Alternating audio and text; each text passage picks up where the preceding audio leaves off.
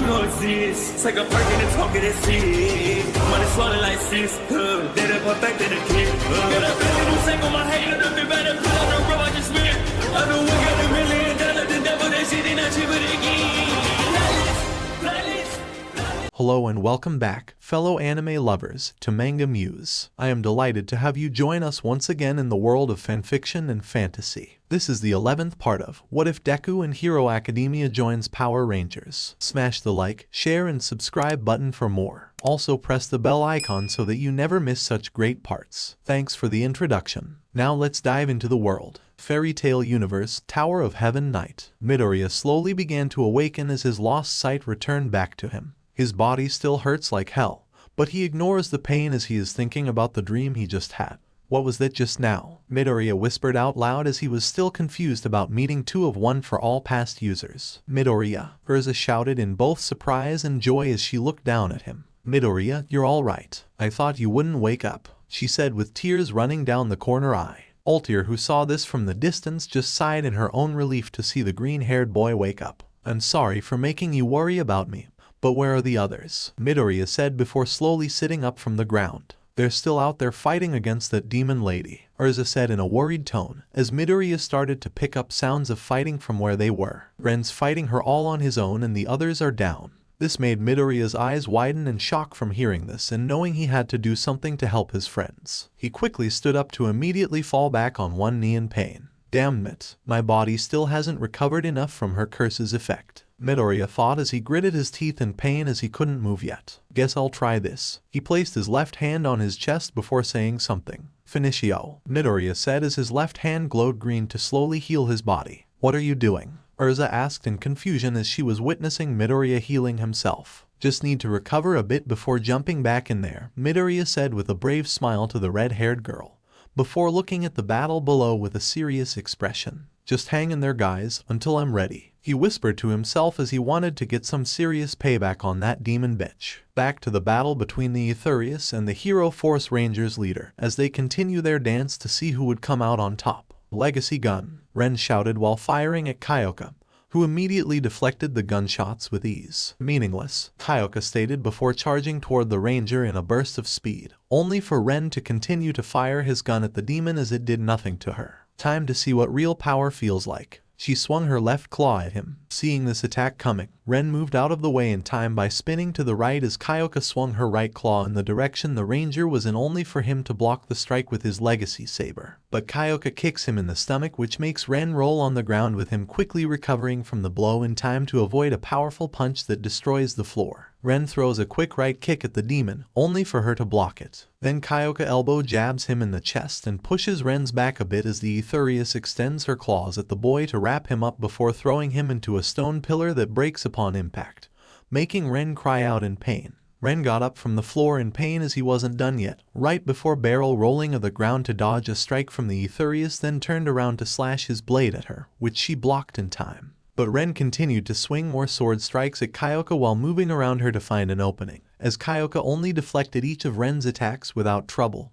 right before stopping the sword attacks by holding him in a stalemate. Now it's just you and me, human, Kyoka said before laughing a little maniacally. You're all alone. So, are you ready to cry yet? She mocked him. Not gonna happen, Ren said as he backed off and tried to strike again. But Kyoka uses her claws to stop Ren before spinning her body around to backhand his blade. Then she kicks him in the chest, knocking him back to the ground a few feet away from her. Ren, Momo yelled out in great concern as she and the others were still down from Kyoka curse's effect. We have to do some. Our leader is out there fighting that chick alone, Oe said as all they could do was watch. It's still too painful to move right now, Kendo said as her body was still hurting. Plus we need to see if Midoriya is alright, Takoyami added to the list of problems. Pathetic, Kyoka states while watching the boy struggle to get back up on his feet. I see there is no point in continuing this fight. Just learn your place, human, and fall into despair. I won't give up against you, Ren said to her despite feeling the pain from this battle. He rushed forward at her. Ren strikes the demon from every direction with his sword, moving around to avoid Kyoka counterattacks before rolling forward on the floor behind Kyoka to hit her backside. She stops the attack by turning his way with Ren continuing his assault. After a few seconds of slashing, both Ren and Kyoka backed off of each other a bit,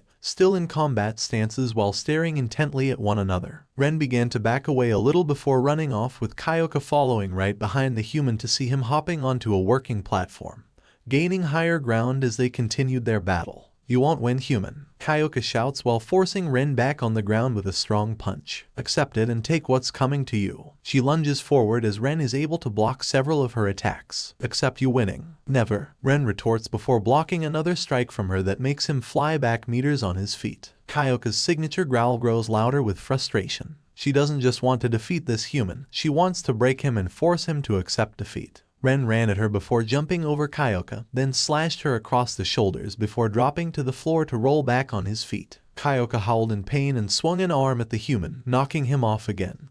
But Ren rebounded and fought back. Kyoka summons her green whip from her finger claw towards the ranger, but Ren is able to hit the green whip away with his sword each time she strikes him. Getting frustrated by Ranger's resistance, the Etherious swings her arm to send a powerful shockwave at him, only for Ren to sideways jump high into the air to avoid the shockwave. Ren rolled on the floor to quickly recover back on his feet, right before rushing at the demon again and pulling out his legacy gun, then opened fire on her as he didn't want to give Kyoka a second to think. Kyoka was starting to get annoyed by this, then stopped a few of his sword attacks and smacked Ren back before releasing a powerful shockwave that hit him dead on. The shockwave sends Ren crashing down on his back in pain, with his sword still at his side. Kyoka suddenly approaches him once more and prepares for a final blow with her right claw. Ren quickly grabs his sword to stop the claws from reaching him and puts all of his strength into holding the Etherious back. "No strength left," Kyoka taunted while Ren held on for dear life as Kyoka tried to bring her claws down on him. "No one to save you, so cry and beg as I destroy you. And then your friends," she said, having the human at her mercy. As Ren was struggling to hold back Kyoka, the other rangers managed to recover enough to send them back on there as they witnessed the Etherious helplessly pinning their leader on the ground.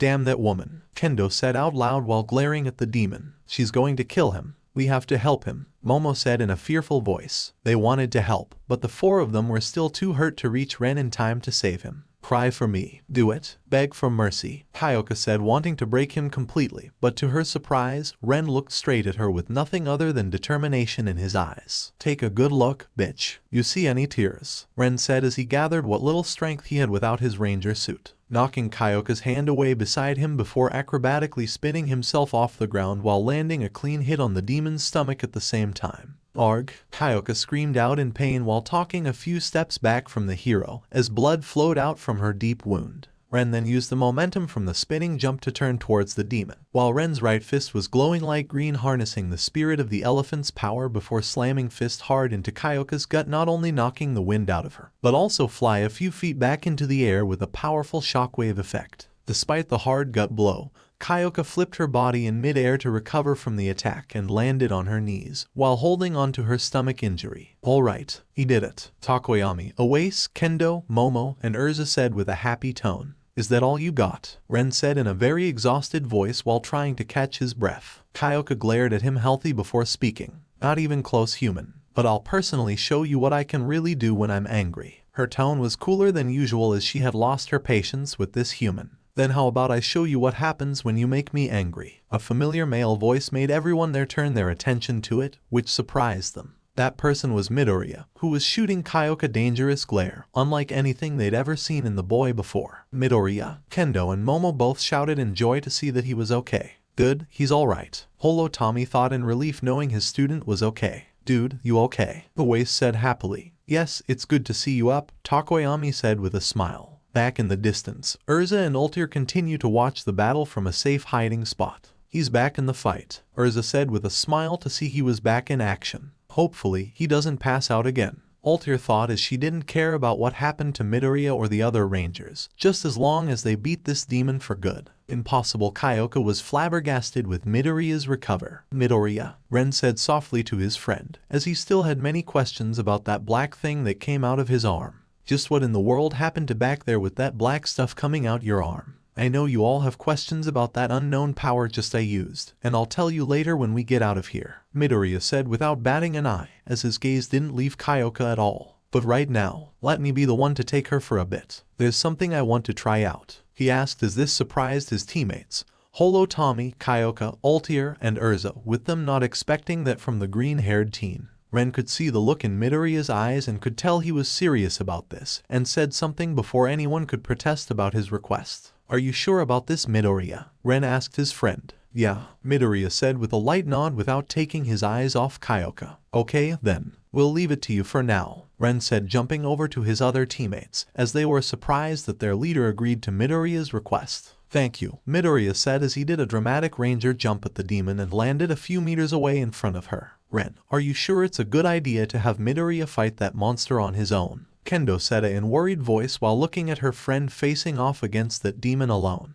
Yeah, from out of all of us he took a worse beating. Oase agreed with his classmate. To be honest, I'm not sure myself, but, Ren said, placing his hands on himself and Oase. He looks serious about this, so let's trust his judgment. Finitio. He cast the healing spell on himself and his friend. In the meantime, I can heal everyone up as Midoriya buys us time. That's a risky plan, but it's our only opinion at the moment, Momo said, not seeing any other way around this situation. You fought valiantly, Ren. I wish we could have lent you our aid in battle while we were down. I felt I owed it to be there fighting that demon alone, Takoyami said with a grin. Don't worry about it, Ren said to him as he continued the healing of himself and his teammates. So you're really gonna fight me alone? Kyoka nervously asked while quivering with how he was looking at her. Even though she knew the answer, she knew that would happen. Midoriya, however, didn't say anything in response, but looking at her with that fierce hero's glance. Not only Kyoka, but everyone can see and feel how furious he was standing in front of her. His school uniform was badly damaged with his right sleeve mostly gone because of the Black Whip's quirk going out of control earlier. Midoriya just takes a breath before saying something.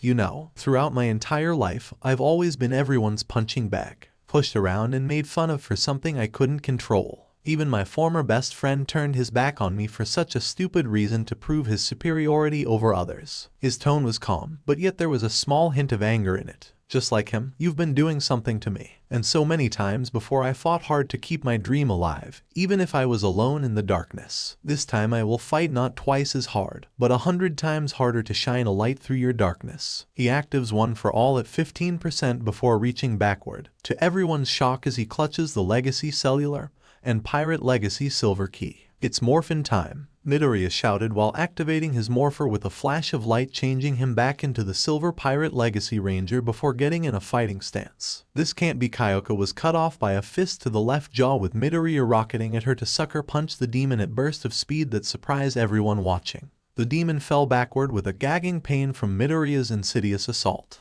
The pain in Midoriya's arm raged like a million thunder strikes as he was still feeling the effects of Kyoka's curse. It was like his arm shattered like glass, yet the ranger held on and endured the pain. Even if you take my sight, even if you take my hearing, or even me feeling anything, I will not waver, Midoriya shouted out passionately to the demon. You call this pain? I've been through worse. For 11 years, my life has been nothing but pain. Once more, he began to think of all of the friends he made up till now. I finally have people who support me, and I will not give up on them. I will show the greatest strength is overcoming pain, and I will not stop until I make you feel despair from the path you chose, he declared out loud for everyone to hear. Kyoka recovered from the blow and looked back with astonishment at this little human's resolve. Holo Tommy looked over at his student and grinned proudly at him. That's the Midoriya I know, someone who's too stubborn to stay down. Just like a true Power Ranger, he thought. He's back, Kendo said, falling in love with him all over as she smiled. She's screwed now, Ren said with a mad grin. Yeah,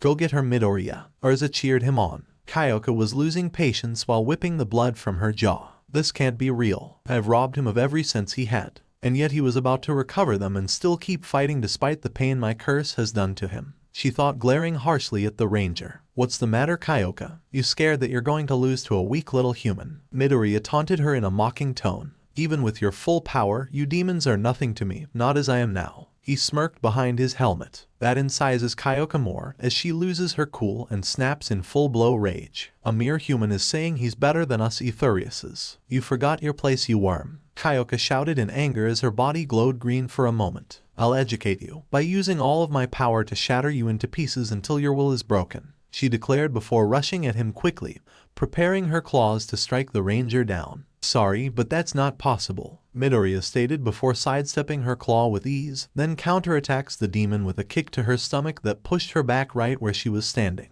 My will is unbreakable to shatter. That counterattack not only surprised Kyoka but knocked the wind out of her lungs while coughing up blood and saliva from the heavy blow. Before she could do anything, Midoriya appeared in front of the Etherious without warning. Kyoka in response threw a right punch at the human, only for him to swat it away before Midoriya grabbed the Etherious by her neck and pulled her in for a crushing headbutt that broke Kyoka's helmet again. She felt the pain and was stunned by it. "Aunch," Momo said out loud from seeing the headbutt. "Indianapolis smash," Midoriya cried out as he began to unleash a fury of super fast focused punches on the helpless 9-demon gate. Everyone watched as Midoriya wailed on the demon woman mercilessly without rest or hesitation. "Whoa," Altair muttered in awe from seeing the beat down. "Yeah, that's the way." Oace cheered with his fist in the air. "This can't be happening. My Etherious form should have tipped the scales in my favor," Kyoka thought in surprise as she was getting beaten mercilessly by Midoriya, feeling every blow at full force. "But this human is somehow growing stronger as we fight." "Detroit smash," Midoriya shouted to deliver the final blow to her face, which sent Kyoka flying back again into a wall,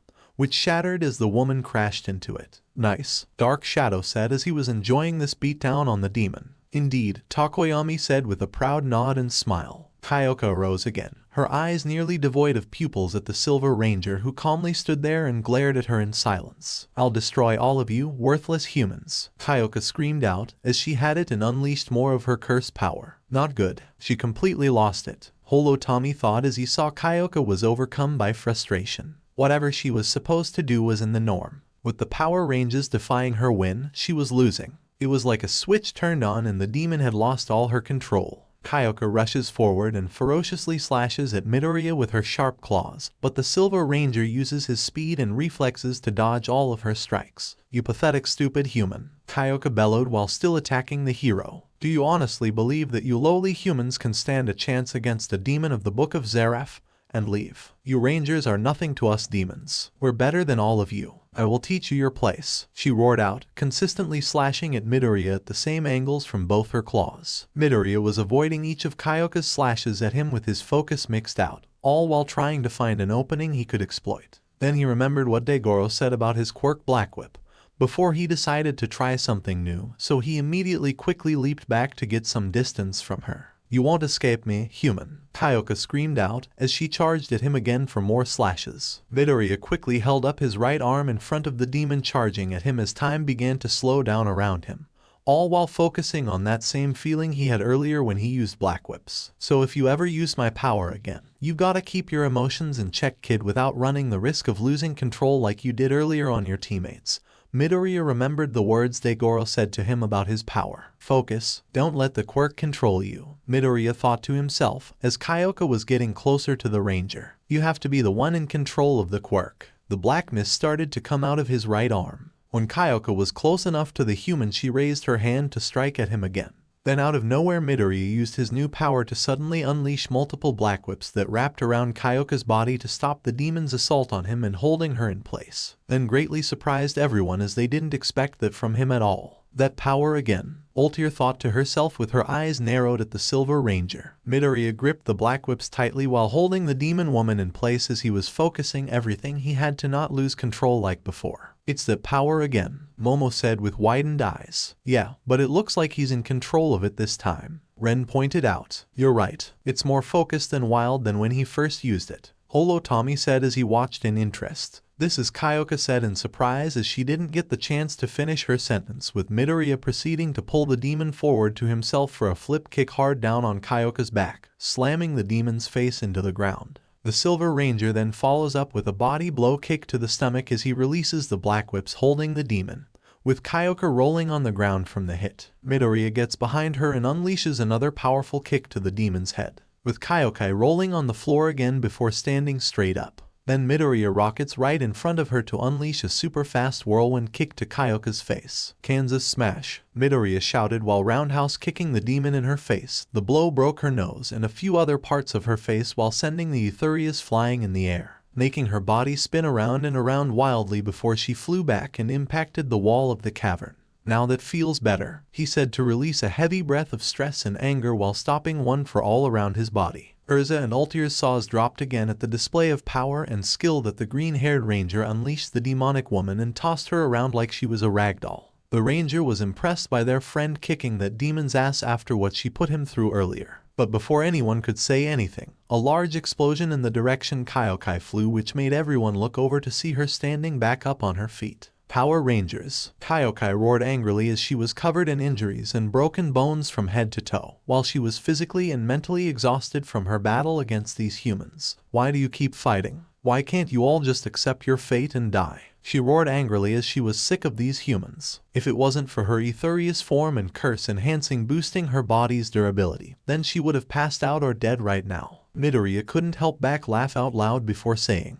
"Hahaha, did that hurt, Kyoka? Because that's what justice feels like." The Silver Ranger pointed at the demon woman. "It's not so fun now when you're the one on the receiving end." He was clearly enjoying mocking the demon woman. "You lowly little human trash," Kyoka muttered with her anger boiling to a new level at the human taunting her. "Nice job, Midoriya," a voice said, making Kyoka and Midoriya turn their head to see Ren, Takoyami, Oase, Kendo, and Momo, who was back in their Pirate Legacy Ranger forms with Ren healing up their injuries while running up next to their friend. "You gave us enough time to heal up and now we're ready to finish her off," Momo said to him. "I figure you guys might have need a little rest before beating her," Midoriya said with a nod as he was happy to see his friends alright. "Well, we did enjoy watching that beatdown you lead out on her," Oase said while hitting his shoulder. "We were worried for you a bit, but I'm glad you're alright," Kendo said to him. "Now let's finish this demon for good," Takoyami said with confined. "You think you can beat me?" Kyoka stated in disbelief before bursting into a fit of crazed laughter at the very notion.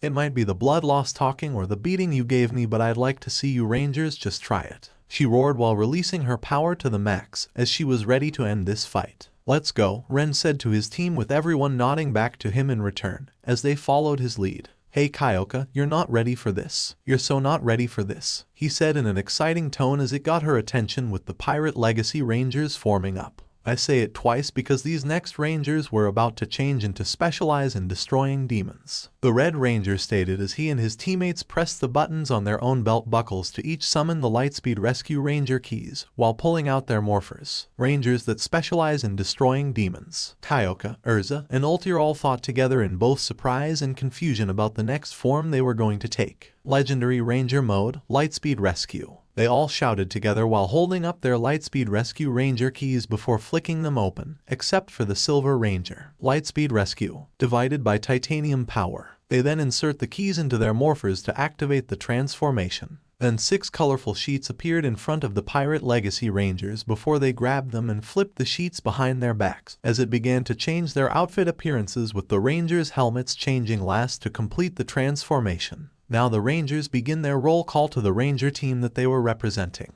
Red Lightspeed Ranger, Rescue Ready, Ren shouted while saluting before getting into his pose. Blue Lightspeed Ranger, Rescue Ready, Oase shouted while saluting before getting into his pose. Green Lightspeed Ranger, Rescue Ready, Takoyami shouted while saluting before getting into his pose. Yellow Lightspeed Ranger, Rescue Ready, Kendo shouted while saluting before getting into her pose. Pink Lightspeed Ranger, Rescue Ready, Momo shouted while saluting before getting into her pose. Titanium Ranger, Rescue Ready, Midoriya shouted while saluting before getting into his pose. People's lives are Earth's future, Ren shouted while holding up his right hand before moving it in front of himself, then clenching his hand into a fist. Blazing Rescue Spirits, Midoriya shouted while moving his right hand to the side before clenching his hand into a fist as well. Then the Rangers clapped their feet perfectly together before saluting again. Power Rangers. The 6 Rangers shouted together in sync as they saluted proudly before Ren, Kendo, and Momo crouched down on their legs, pointing forward with their right hands like finger guns, while Midoriya, Oase, and Takoyami remained standing with their right hands pointing forward like finger guns too. Lightspeed Rescue. The Hero Force Rangers shouted as a giant explosion occurred behind them, with the Lightspeed Rescue logo appearing as well. This leaves everyone witnessing this stunned and surprised by the roll call. Lightspeed Rescue, Urza said, looking at the new Ranger forms in awe as she was still blown away from their roll call. This team can kill demons, Ultir said, being a little skeptical about these forms, but decided to observe, seeing the Rangers have been doing the impossible this entire fight. The Etherious gritted her teeth with bloodshot eyes as if she had enough of these stupid humans. Enough of your childish nonsense. Kyoka snapped in rage as she raised both her arms up. No matter what you change into, it will never defeat me. She moved her arms down to create an even more powerful shockwave attack that traveled toward the Rangers. The shockwave hits its mark as the Hero Force Rangers are caught in the explosion, leaving nothing but smoke and flames. Everyone thought the Rangers were dead until they jumped through the fire without so much as a scratch on them and ran towards Kyoka with their V-Lancers and Midoriya's titanium laser in hand. "Just die already," Kyoka shouted while extending her left finger claws at the incoming Power Rangers. "Titanium laser, battle axe mode," Midoriya shouted, switching his blaster into a battle axe, all while at the same time activating one for all at 15%, before moving in front of his teammates at lightning speed to chop off all of the Kyoka's left claw fingers in an instant. "Arg!" Kyoka screamed out in absolute pain with her remaining claws retracing back to her hand, leaving enough time for the Rangers to exploit. Ren, Awase, and Takoyami quickly ran past Kyoka, slashing her with their V-Lancers, right before Kendo and Momo got in front of the Etherious and struck at the demon woman multiple times with their V-Lancers. They struck one final time with a cross slash that made Kyoka back off inches from them. Before Kyoka could do anything, the red Lightspeed Ranger roundhouse kicks the demon from behind and the left rib pushes her at the blue Lightspeed Ranger, who punches Kyoka's face, forcing the demon to turn her body around to see the green Lightspeed Ranger and Dark Shadow punching her in the face and gut as well, making Kyoka's body spiral around while taking a couple steps back in a stunned state. With the Etherious seeing the Titanium Ranger jumping over the pink and yellow Lightspeed Rangers, while doing a somersault with his axe back into a blaster. "Titanium laser, blaster mode," Midoriya shouted while firing lasers at the demon in midair. Kyoka was struck multiple times by laser fire with sparks flying off her body, while she screamed in even more pain. Normally, she could have avoided an attack like this, but the Etherious were too badly hurt and tried this battle to dodge properly, and their teamwork and quarantined attacks overwhelmed her. "Washington smash," Midoriya shouted, extending his right leg out while coming straight down at a stunned Kyoka with a flying dropkick. When the Ranger's foot made contact with Kyoka's chest, it sent another powerful jolt of pain throughout her body,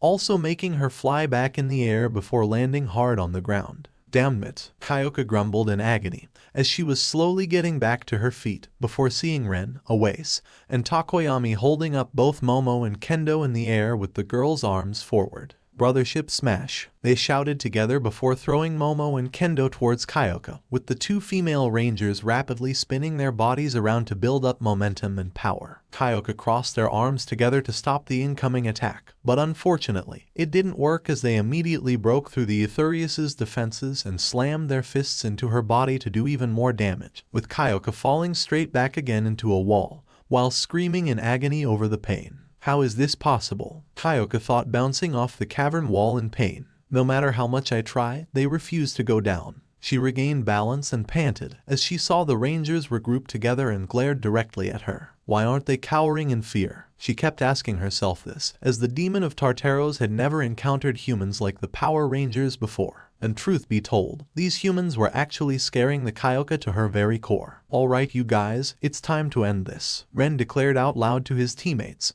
before holding up his left arm close to his face. "Rescue bird," he shouted into his morpher to call for some more extra firepower, as his visor pulled up information on the rescue bird to show the Ranger before the device activated. Then suddenly, a portal opens up above the cavern sky with the rescue bird shoots out of the portal to fly towards the Lightspeed Rescue Rangers before closing up, which surprised the inhabitants of this world yet again. "Separate," Ren shouted an order to the weapon. Then the rescue bird separated into its 5 pieces, with each ranger catching one, minus Midoriya. Ren caught the rescue claw, Awase the rescue laser, Takoyami the rescue cutter, Kendo the rescue drill, and Momo the rescue injector. "Unilaser formation, now," Ren ordered while putting his rescue blaster's handle onto the cutter, as the other rangers combined their weapons together to form the Unilaser mode. "Let's do this," Ren shouted while holding up the Unilaser with both of his hands, before aiming it at Kyoka, with Momo and Awase touching his hip and shoulders, as Takoyami touched Awase's, and Kendo touched Momo's hip and shoulders to hold Ren in place. The Etherious eyes widened in pure horror, as great fear began to wash over her with the demon's body trembling at the sight of that weapon aimed at her. "No, stay away," Kyoka hollered back in fear, as she tried to run away. "No, you don't." Midoriya appeared a few feet next to the demon in a split second and used his black whips to wrap around Kyoka's arms and legs to hold her in place. "You're not going to run away from this. It's time to face your crimes, villain."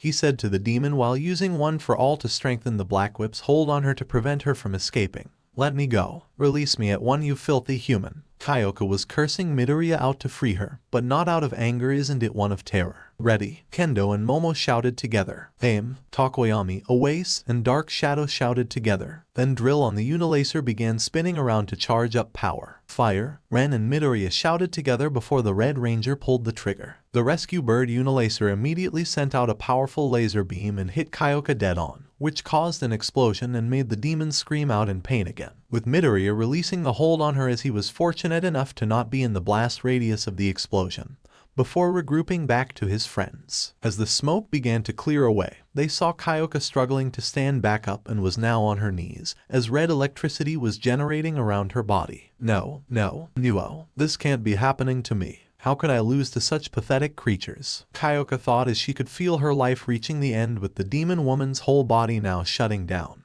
But not until shooting the Lightspeed Rescue Rangers one last dirty look. Damn you, this isn't over, humans. Once my fellow demons learn about this, your days are numbered, Power Rangers. Zord, she cried out in her final breath before exploding in a giant flaming inferno that sent shockwaves throughout the entire cavern. As the flames died down, there was nothing left of the torture demon, but a pile of ash and flames, making everyone in the room clear one thing: that the 9 Demons Gate Kyoka is dead and the Power Rangers have won.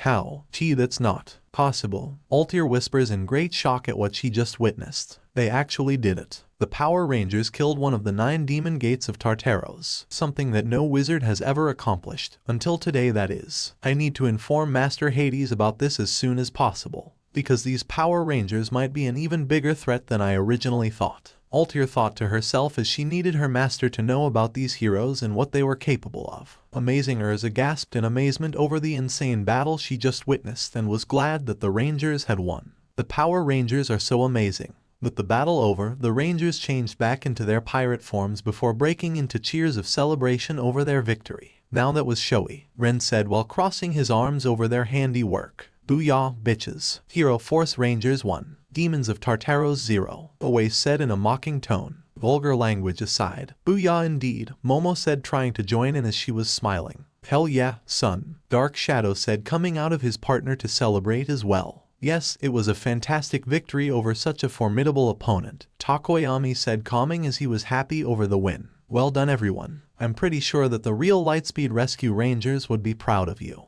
Tommy said to them as he was both happy and proud of his students for defeating that evil woman. Thanks, Tommy. I'm just glad everyone is alright. Midoriya shouted out happily before he was assaulted by a hug from Kendo. Kendo, you big idiot. Do you have any idea how worried sick I was about you after what that demon did to you? Kendo scolded him, crying a bit behind her visor. I thought you died. Midoriya felt like something struck him in the heart over the girl's words and immediately held her back in his own hug. I'm sorry I had you worried like Kendo, but I promise I'll never make you feel that way again, Midoriya said as he embraced her gently while rubbing Kendo's body. You better keep your promise or else I'll never forgive you, Kendo said back in his chest as she felt comfort being held in his arms. I know, Midoriya said with a small smile before releasing her. The other Rangers watched this touching moment and smiled at the sight before Tommy said something. I hate to interpret the beautiful moment between you two, but I need to speak to the elephant in the room, Tommy said, getting their attention on him.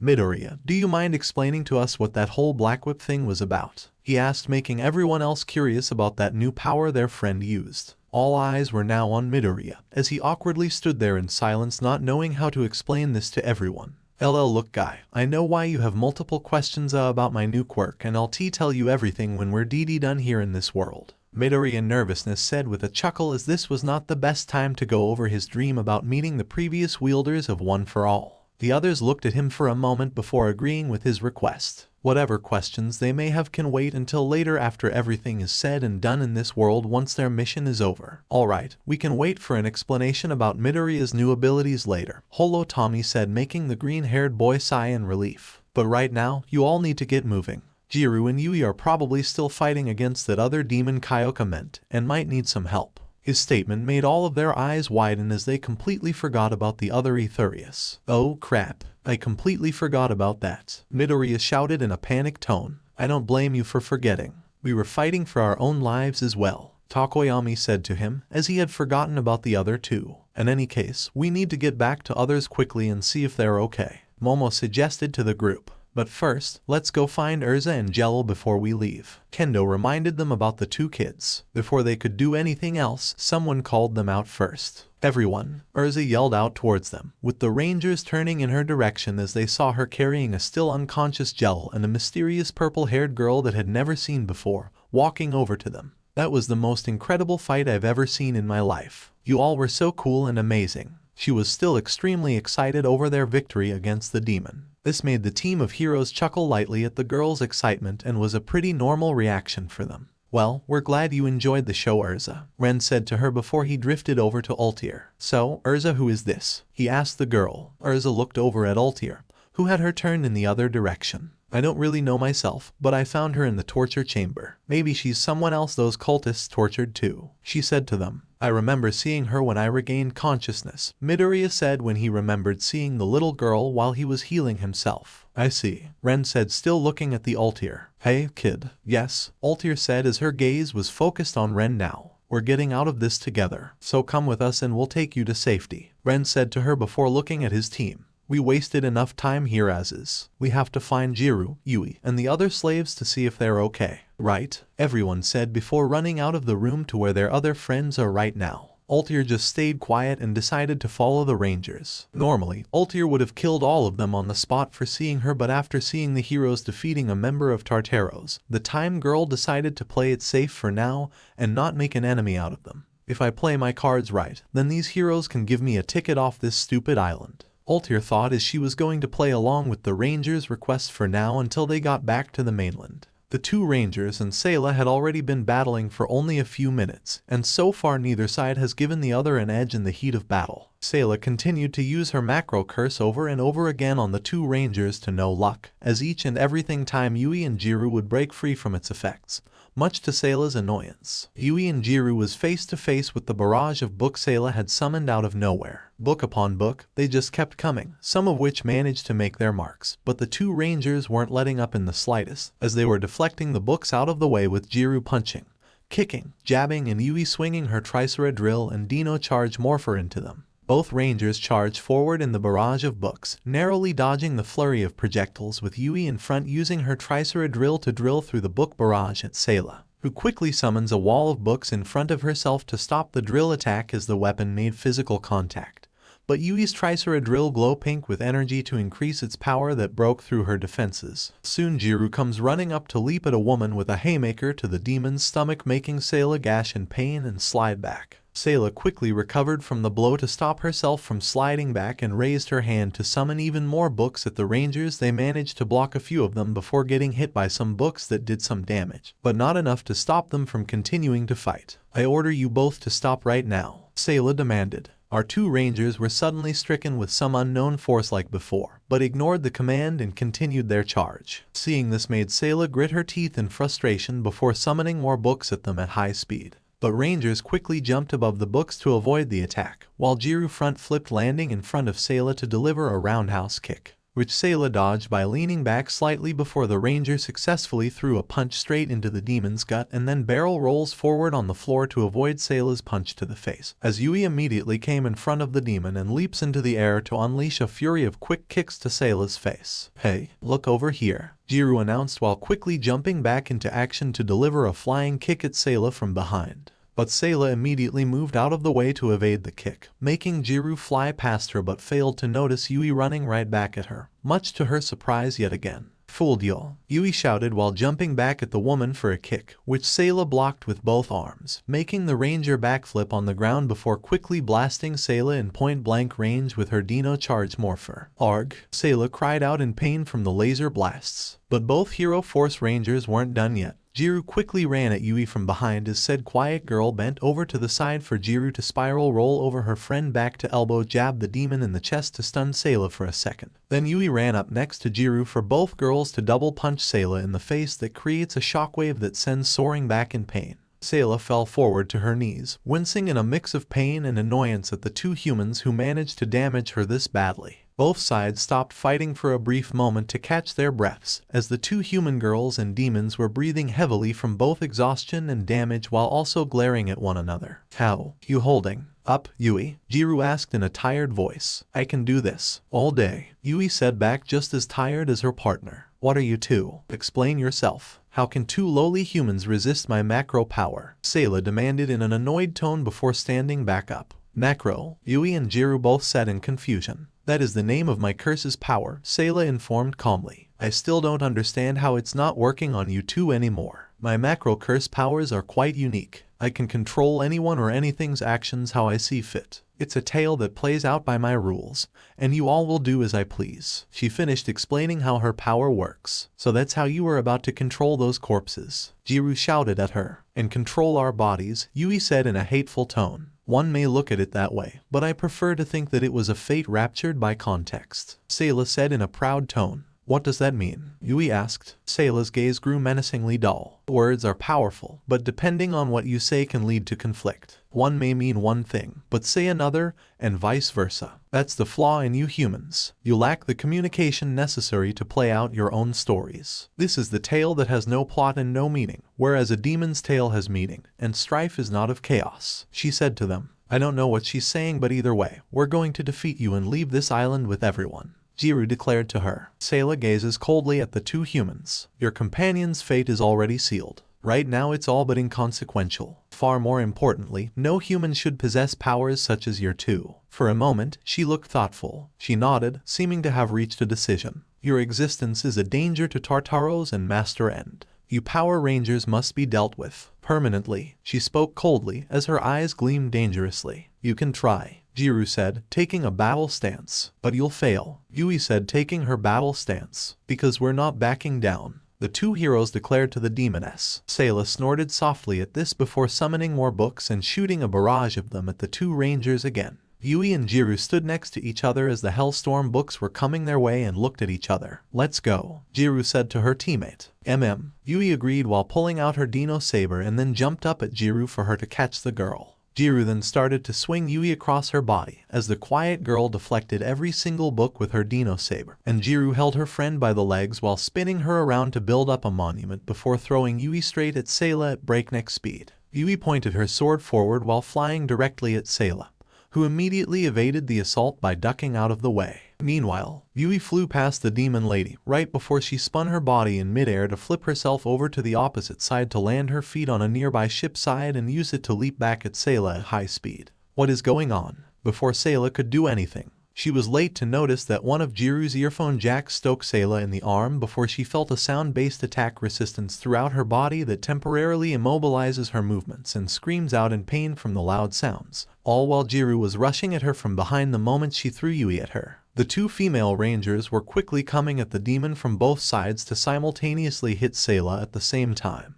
with Jiru punching her in the left abdomen and Yui kicking her in the back of the neck. The impact of both blows was intensity devastating to where a ripple exerted outwards upon impact. The sounds of bones breaking were drowned out by the sounds of Seilah screaming in agony as she gagged from the wind being knocked out of her system and slammed face first into the ground. Her eyes widened unconsciously as the Rangers' combo attack worked. "They did it!" Miliana, Sho, and Wally shouted out in joy, followed by the other slaves who cheered for the Rangers' victory. "It's finally over," Simon said with a sigh. "Now I can finally see Kagura." "Well done, Power Rangers," Rob said quietly with a nod as he had a tiny smile on his face. "Everyone," a voice called out, everyone turning to see Urza carrying an unconscious Jello on her back and Altier, who was a few feet behind her, walking up to the group, which made everyone smile happily to see their friends. Urza, her friends, and everyone shouted in joy before Wally, Sho, Miliana, Sho, and Simon ran up to the red-haired girl and gave her a hug with Rob's smile in the background, knowing she was okay. "Thank you, Rangers, for keeping your promise," Rob thought. "Urcham, you're all ready," Miliana said, crying tears of joy while hugging her tightly. "And you found Jello," Wally added in. "We were worried sick about you," Simon said with tears in his eyes. "I'm sorry for making you worry, everyone. But everything worked out and I've got Jello back," Urza said, shifting her body for the others to see their unconscious friend. "But what happened to him and why is he sleeping?" Sho asked in concern. "Let's just say we ran into a little trouble on our way to rescue him," Urza said quietly as she didn't know how to explain everything that happened to her and the Rangers. But it's thanks to the Power Rangers that I've managed to get back here in one piece and save Jello. Yeah, they're so cool and strong, Miliana said out loud with a cat-like smile. They just beat this really scary lady with a horn just now. This made Urza and Altair as they looked at the docks to see a woman dressed in a blue robe and horns on the ground unconscious, with Jiru and Yui down there, as they looked at the aftermath of the battle with the area beyond damage. So that's the other demon that woman was talking about, Urza thought as she was happy that Jiru and Yui were able to protect everyone from that demon. It's a good thing the other Rangers were with them, or else I feared the worst might happen to everyone. No way. They beat another one of the 9 demon gates, Altair thought in shock again as another one of Tartaros' members and with just 2 rangers. So, Urza, who's she? Simon said pointing at Altair. I don't remember seeing her with the rest of the kids. Maybe she's someone that was just brought on the island, Miliana said to her friends. I don't really know her name, since she didn't tell me, Urza said looking over at the short purple-haired girl. But I'm glad to know that they didn't hurt her either, she said with a smile. Whatever, Altair rudely said before looking the other way as she fought the urge to pinch the bridge of her nose. She was already fed up with today's events as they were and did not wish to prolong this day any longer. Hey, you don't have to be so rude, Wally said walking up to her in a fit of rage. Wally, stop, Urza shouted in an authoritative tone that stopped her friend from doing something stupid. She just scared, that's all. We found her in the torture room I was in and probably went through the same thing I and Jello. So don't blame her for not trusting us, she said, making Altair roll her eyes from the ridiculous reasoning. Fine, Urza, Wally said while turning his head away with a scoff. Well, at least that you and Jello are safe now, and that's what really matters, Sho said, which made everyone smile, as Altair just wanted to throw up from all of this happy friendship stuff. I'm going to fucking kill everyone here when this is over, Altair muttered darkly as she walked away from the group, not wanting to be a part of it. At least those Rangers are going to be a good ride off this dump of an island. She said she wanted to return back to the mainland as soon as possible. Back on the battlefield, the 2 girls fell back on their butts as they were exhausted from the long hard fight. Man, I'm bet, Jiru said in a very tired tone. That demon chick was seriously tough. Yui didn't say anything but agreed with her. Yui, Jiru, Midoriya called out as they looked back to see their friends running towards them. You're all right, he exclaimed happily. Guys, Jiru said as the others stopped in front of them before helping the 2 girls up from the ground. Not that I'm complaining or anything, but what took you so long? She asked her friends. Sorry, but we kinda ran into some trouble on our rescue mission, Kendo said to them. We would have been sooner, trust us, but we had to fight against some demon chick who wanted to kidnap everyone on the island to join their guild, Awais said, giving a quick explanation that surprised the 2 girls. You fought against a demon. Wait, there was another demon on the island? Jiru asked in surprise and confusion. Indeed, we were surprised to learn that you had your adversary to face, Takoyami said with a nod. But it looks like you didn't need our help to bet her, Momo said looking at the unconscious Seilah, who was lying on the ground, and all the destruction that was left after their battle. It wasn't an easy fight, that's for sure, Jiru said, rubbing her right shoulder. She really had to make us work for that win. Yui said with a nod as she was glad everything was over with. In any case, since there's no more enemies for us to face, let's call the ECA. To bring Ren then suddenly stopped speaking, as his entire body froze up. The Hero Force Rangers leader looked down, his mind bewildered by his body's state of paralysis. Hey Ren, you okay? Midoriya asked as his eyes suddenly went wide, a gag expelling when he felt an ominous force overpower him, rendering him stiff. Midoriya. Kendo was next to worry, her too succumbing to the paralyzing force. It wasn't just her, then Takoyami, following up with Momo, and lastly Awais. Then each of the Pirate Legacy Rangers' hands began to open, slowly reaching for their own neck. What? My body, Ren strained, his own throat having trouble breathing as his hands reached his neck, slowly grabbing and choking him. The pain and oxygen deprivation began, and Ren strained to get control back, but to no avail. Why am I doing this? Awais was gauging as he was choking himself, as though possession laid eyes on everyone else. No one was safe as they all were choking themselves, their necks hurting from their own palms, with Yui and Jiru witnessing this in shock. My body, it won't listen to me, Takoyami murmured while choking. See crap,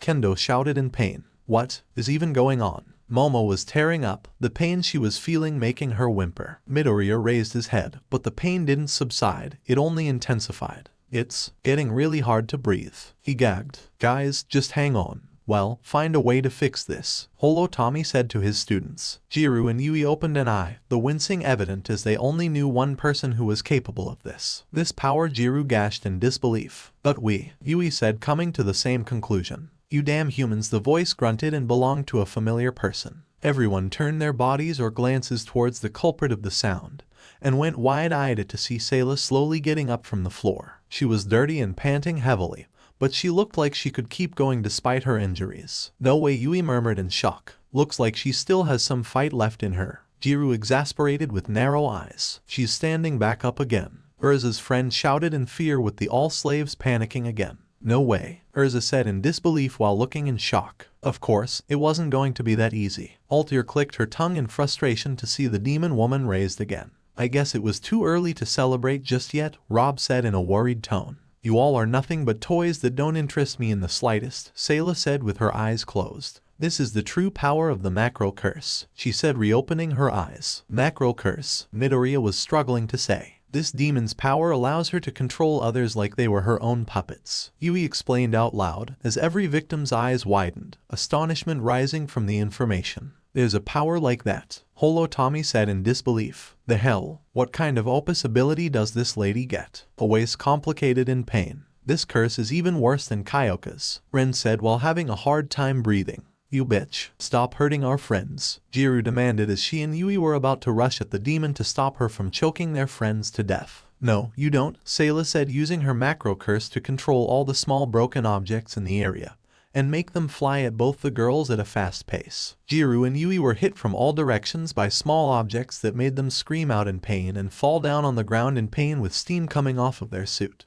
Jiru Yui, Takoyami said in concern while still choking. Seilah weakly grinned in delight. It seems this is the moment your stories come to their tragic end. And as soon as you rangers are out of the way, I'll be sure to deliver all the slaves back to Tartaros, she said as her victory was within her reach. Ren, everyone, Urza yells out in concern. While she wanted to help them, the red-haired knew she would only get in the way, and had no choice but to watch her new friends get hurt by this demon. Come on, rangers, Simon said, cheering them on. What the hell are they doing? Altair questions while watching everything unfold. Is this her curse's power? Both the Pink and Wolf Rangers attempt to get back on their feet, but find themselves too injured and weakened to get back up. This is bad, Yui said in pain while trying to stand. We have to get up, Jiru said as she attempted to push herself back up only to fall back down. I'm tipping out, Midoriya said, losing consciousness from the lack of air. Don't give up, guys, Ren encouraged his teammates. We'll find a way around this as he was reaching his limit. Everyone was struggling. Either they would succumb to asphyxiation first or their necks breaking.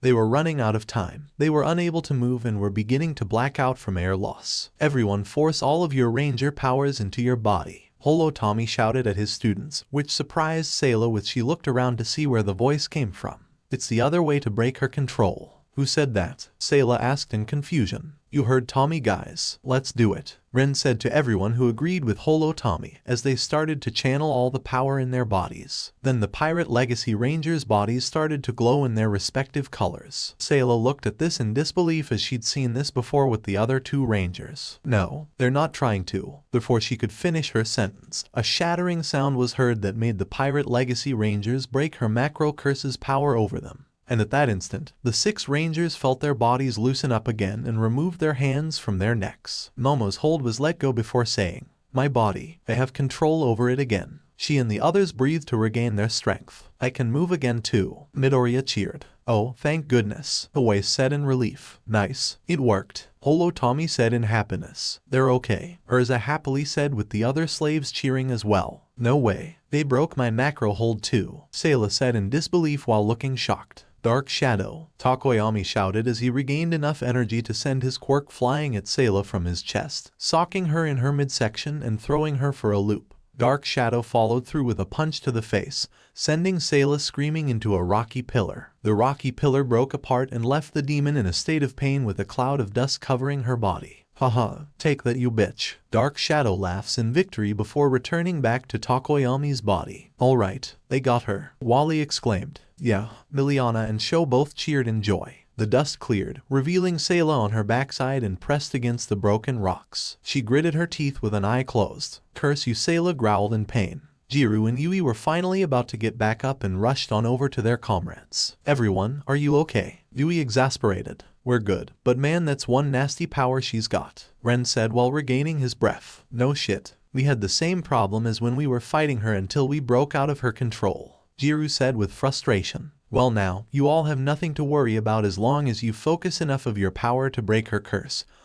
Tommy said with confidence. "Right?" the 8 rangers said to the AI. Seilah adjusted herself back on her feet, glaring daggers at the heroes. "I don't understand," she said, getting the rangers' attention. "How are you all able to defy my curse power? Is this some kind of a joke to you?" she demanded to know. "The real joke is that you think your power can affect our ranger powers," Oasis said, pointing at her. "That's right. You can't beat a ranger," Kendo said as well. Seilah's eyes widened slowly. "Your ranger powers." The demon didn't want to believe it, but there was no other explanation. The revelation left her speechless. "You mean those outfits they're wearing can defy my powers? That's why my macro won't work on you anymore." Her gaze began to grow distraught once more. "We don't really know ourselves, but that seems to be the case," Midoriya said to her. "Anyway, surrounded now, Seilah, or else we have no choice but to take you out like Kyoka," he said, as he didn't like the idea of destroying her but would do it if necessary. This got the demon's full attention on what he said. "What do you mean by that, human? What did you do to Mistress Kyoka?" Seilah was now heated in rage. "We destroyed her," Ren said bluntly, making the demon's eyes widen in shock. "No, that's not possible. Not to her," Seilah said while taking a step back in disbelief as she looked like someone who had seen a ghost. Then she used her power to sense Kyoka's curse energy, but couldn't feel it anymore. "Which means these humans actually managed to destroy her beloved Kyoka." "It's true, and we'll do the same thing to you if you don't leave those people alone right now," Momo said, warning her, hoping it would work. "The smart choice is for you to quit now," Takoyami said to her. Seilah patience was wearing thin. In fact, she was downright fuming inside. She's had it with humans continuing to foil her story, a demonic story. She and the other demons were always superior, and yet here were humans, these Power Rangers, surmounting her glory. Not only that, but they destroyed her beloved Kyoka. She was just lucky that her guild had the Hell's Core to revive their fallen comrades from death,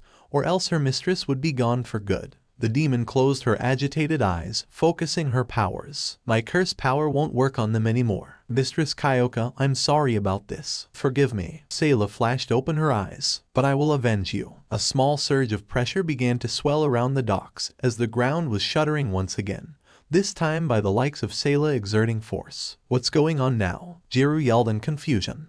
Tommy scanned Seilah, seeing a blue light start from her core. It began to envelop her body, catching the AI by surprise. "Her power," he mutters, volumized. "She about to release all of her curse power," he told his students. "What?" Ren said with widened eyes as he and the others knew what this was. "You mean she's about to transform into her Etherious form?" "Etherious form?" Yui and Jiru both said in confusion as they didn't have time to ask, with Seilah's body surrounded in a bright blue light. "Release my limiter." Seilah was growling and yelling as she was beginning to take shape. The demon's bright light wasn't blinding, but her looks began to take effect. Her horns had become noticeably larger, and her eyes became a full-on yellow. As her transformation had begun, everyone was staring with disbelief at her Etherious form on the rise. "She's transforming just like Kyoka." Kendo was exasperated in great concern. "This is bad," Midoriya warned in a slightly panicked tone. "Fuck," Oasis cursed out. "What's happening to her?" Jiru asked. "These demons can power themselves up by releasing all of their curse power and transforming back into their true form, called Etherious form," Momo said, giving them a quick explanation. "Seriously?" Yui said in disbelief. "Yeah, that Kyoka demon did the same thing to us when we fought her," Ren said to them. Far away, Urza, her friends, Ultier, Rob, and the other slaves were rendered startled as they watched Seilah undergo a grotesque change. Their skins when paled at the Etherious form. As the glow faded, it revealed a howling Seilah, who not only had larger horns and yellow eyes, but her hair was wider and her skin was much darker than it was previously. Her torso clothing was ripped off, revealing her bare chest with intricate tattoos that start from the choker at her neck and go all the way down to her hips and stomach. The legs significantly changed to stilts that widened at the hips, where 2 wing protrusions jutted out and feet became sharp blades. Seilah screeched out, sending ripples through the airspace above. The shockwaves made everyone cover their ears, leaving them open. "Not again," Ultier shouted in annoyance and fear. She can do that too, Urza yelled out. She truly has become a beast of nightmares, Takoyami said in worry while he and the others got into combat stances. Everyone get ready for a fig. Ren didn't have time to finish. Before anyone knew what happened, Seilah disappeared in a blinding flash, reappearing and punching each of the rangers in their abdomen. The shock slowed down time, the gap long enough for everyone to bear witness as the rangers gaped their mouths and gagged as Seilah followed through. Time fell forward as 8 rangers went flying backward in different directions, with the heroes screaming out as they crashed into the ground some ways away, which caused multiple fairly huge tremors from their impact. Power Rangers, Urza, her friends, and all the other slaves shrieked in fear at what they witnessed. Rob looked at this with shock. That was so fast that none of us had time to react. The old fairy thought in disbelief. The dust cleared out, revealing the young heroes sprawled on their backs, wincing from the pain that's been inflicted on them. This is bad. She's just as powerful as Kyoka in her Etherious form. Holotommy said out loud as he wished he could help them right now. Seilah landed back on the ground while looking at the team of rangers with a pissed-off expression on her face. I am Seilah, the goddess of the chill moon. Seilah announced herself in a demonic voice as each of the rangers struggled to get back up. And this is where you Power Rangers will meet your true demon tail's end. She lets out another roar before charging at the heroes again. Fairy Tale Universe, Tartaros Headquarters Night. In places of unknown, that was a land of desolation and fear. A large building located in what appears to be a barren wasteland. Standing among the rocky landscape, the building takes the form of a giant, slightly ruined, castle. The structure itself is very big in size, containing at least 3 separate sections all atop one another. The 2 main bodies of the castle are noticeably square in shape and decorated with numerous crenellations, whilst the turrets and roof of the castle are more curved, their balustrade lined with decorative machicolations and their spires topped with fancy ornaments. At the gate to the castle stand 2 large statues. Surrounding the building headquarters and protruding from the rock are a number of spines, these appearing quite large in size. In this rocky wasteland was the home base of the dark guild Tartaros. Tartaros is one of the most powerful dark guilds in the world, forming the Balem Alliance alongside Grimoire Heart, being comprised mostly of Etherious demons from the books of Zeref. Tartaros Hell's Core Night. Within the layer of Tartaros, everything was stale, dark as an abyss, and certainly as gross as one. Within a section of a building, there was a bizarre room with tons of tentacle-like roots scattered across the floor and against giant canisters. A small girl was doing as instructed and kept herself close to the chambers where new demons were being made or regenerated. She is a young girl with a small frame, who wears her dark hair in a bob cut and has 2 rabbit-like ears protruding from her head. She dons a light fluffy coat with large pom-poms over a dark skirt and shirt and completes her look with a pair of tights that run into knee-high boots. Around her neck, she wears a tie that says 1/16.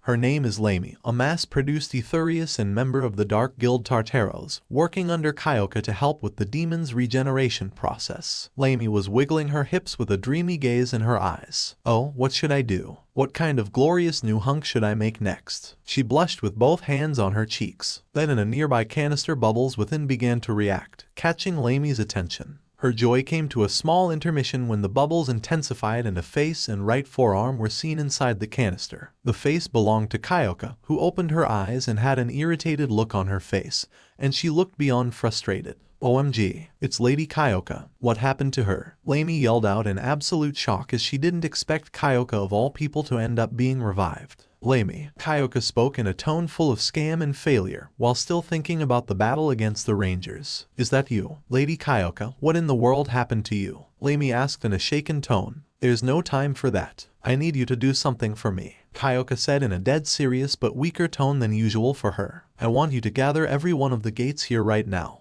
There's something important I need to tell them before I lose consciousness. Do you understand? The superior demon ordered. Lamy relented, but her expression grew dark. Yes, Mama. She fumed with a salute before running off to inform the other demons. Kyoka was then left alone in the canister as her body was slowly regenerating with bubbling covering severe limbs, still thinking about her encounter with the Hero Force Rangers. This isn't over, Power Rangers. I may have failed, but Seilah will not. Kyoka thought, gritting her teeth over her loss, but knew that Seilah would complete her mission no matter what, as her loyalty knows no bounds. A few minutes later, every high-ranking demon from the Book of Zeref was in Hell's Core, having a look of absolute disbelief on all of their faces to see their leader being regeneration, which could only mean one thing. someone actually managed to defeat Kyoka. The first one is a young muscular Etherious who, living up to his name, possesses a number of animal features. His dark blonde hair, reaching down to his shoulders and covering the left side of his face, perpetually hiding his left eye from sight, juts upwards on top of his head in a pair of prominent protrusions shaped like ears. His nose is small and black like a canine's. He has a furry tail protruding from his lower back, colored the same as his hair, and pointed triangular fang-like teeth. His one visible eye, complete with a dark slit pupil, bears a thick dark outline, and black spots are present both below it and above its linear eyebrow. His forearms and hands are covered by a larger variety of similarly colored shapes, getting closer and closer in position as they approach his wrists, in correspondence to which they fuse together to leave his hands completely black. His name is Jackal, an Etherious and a member of the Dark Guild Tartaros' 9 demon gates. Jackal's body was shaking and he gritted his sharp teeth in pure rage at the sight of Kyoka. He wanted nothing more than to find the human bastard responsible for this and blow them into a million pieces with his curse. The second one is the massive, extremely muscular Etherious who shares many characteristics with a shark, but also vastly resembles a lizardman in both build and posture. His toned body is dark pinkish in color, while the plate covering his flattened, angular head, sporting a single fin-like protrusion on its front, is dark red, as are the rhombus-shaped markings adorning the back of his neck. Similar markings are also found on the plate's back end, but white in color. Small scales are present around his eyes and at the ends of his head. He lacks a visible nose and has a golden, elongated armored plate covering his chin. One of his most notable traits is his massive, long arms, each sporting an arched backward, fin-like bladed protrusion on the outer side. Paired with his somewhat small legs, his arms effectively reach down to his feet. The fact that he appears to be slightly hunched, alongside his flattened head and ground-touching arms, gives him a stocky look. His outfit is entirely colored brown, in varying shades. He wears a dark brown, open short-sleeved shirt, adorned by a number of light brown triangles and trimmed by thick beige fur, over his muscular chest, which is crossed by 2 dark brown bands, each secured on the front by 2 small, light gray metallic links. He dons loose, whitish-brown pants, possessing prominent dark hems, with an orange-brown band circling his waist, alongside simple brown shoes, with darker toe boxes extending in a stripe towards the ankle. His name is Torifuzar, an Etherious and a member of the Dark Guild Tartaros' 9 demon gates. Torifuzar had a calm expression on his face but felt a great rage building up inside of him for someone to disgrace his guild reputation. The third one is a skeleton, dressed in form-fitting robes with a high collar. The robe itself has a checkered pattern and covers a collared shirt and tie that he wears beneath. Around his face and on his head, he wears an ornate headpiece, revealing Tartaros' guild mark, covering his jaw and fanning out over his head almost like a crown. Most notably, though, he does not have a human face. Instead, his body seems to be that of a skeleton, with him possessing no nose, eyes, or skin. His name is Keys, an Etherious and a member of the Dark Guild Tartaros' 9 demon gates. Keys just stamped the bottom of his stave on the ground, the jangling of the key rings echoing all throughout the room while looking at Kyoka in curiosity. The fourth one is a short, round, humanoid creature, with his most noticeable feature being a single eye under the helmet he dons, which hides the rest of his upper face. Another noticeable feature of his is that he lacks ears, and possesses 3 small holes on the side of his head instead. He also dons a cheerful, grinning expression most of the time. In addition, he has a necklace and various body paintings around his neck. Along with the helmet, the creature's shoulders are protected under shoulder plates. His appearance is completed by a rod, which is used by the creature to walk. Also, his arms' colors change between yellow and red in a striped form, and also wears matching striped pants. His name is Frannolf, an Etherious and a member of the Dark Guild Tartaros' 9 demon gates. Frannolf's eyeball widened and mouth open in complete shock from the condition Kyoka was in. The fifth one is a muscular Etherious with pale blue skin noted for his many demonic features, the most evident ones being his limbs. He possesses no less than 4 arms, with the additional pair, complete with shoulders, being located in correspondence to his toned abdominals, and his lower body consists of 6 massive, segmented tentacles, colored the same as the rest of his body, becoming smaller near the tips. A number of spiky protrusions are located both on his upper shoulders and where his hair and ears are supposed to be, replacing them completely. 3 smaller, less defined, and rounded protrusions sit horizontally at each side of his angular face, which, save from his sharp, pointed chin, is rather undistinguished from his massive neck. His yellowish eyes are outlined, he lacks eyebrows, and his mouth is full of sharp, triangular fang-like teeth. In stark contrast to his skin tone, he sports a number of crimson-colored tattoos on his upper body. He has 2 dark stripes running down each side of his torso, with the inner one outlining a series of rhombuses, and the outer one horizontal triangles pointing sideways, flanked by yet another line of colored triangles positioned the same.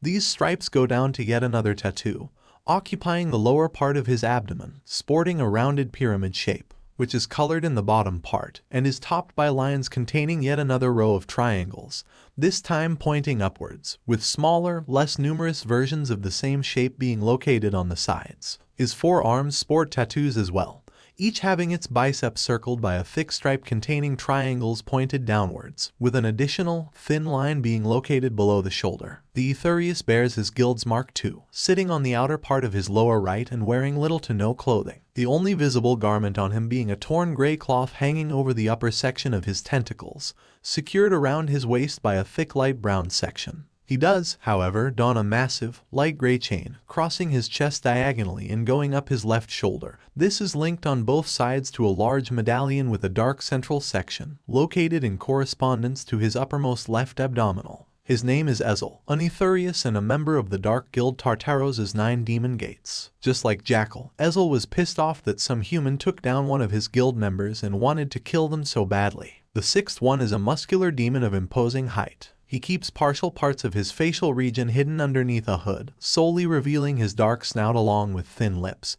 and a full, chin-curtain beard circling his jawline. Further, his loose hair elongates below his neck, covering parts of his cheekbones. When the upper area of his face becomes visible, however, a set of oval eyes can be seen, with several strands of thick hair falling below his forehead. He dons a slightly revealing attire, leaving his chest and stomach exposed. Around the borders of the small cape covering his head lies a much lighter and more intricate design arching away from the edges, with the tip of the hood curving upwards. The open upper cape is connected by 2 small strings located in front of his neck. Underneath the first cape, an identical one housing his shoulders and hips can be spotted, which he leaves open as well. Further below, he wears thick pants, possessing 2 sets of pollen protecting his knees, along with heavy boots which spot several strings tied around the sides. His name is Tempest, an Etherious and a member of the Dark Guild Tartaros' 9 demon gates. Tempester quietly displays calmness, promptness, and a cold nature toward his fallen comrade.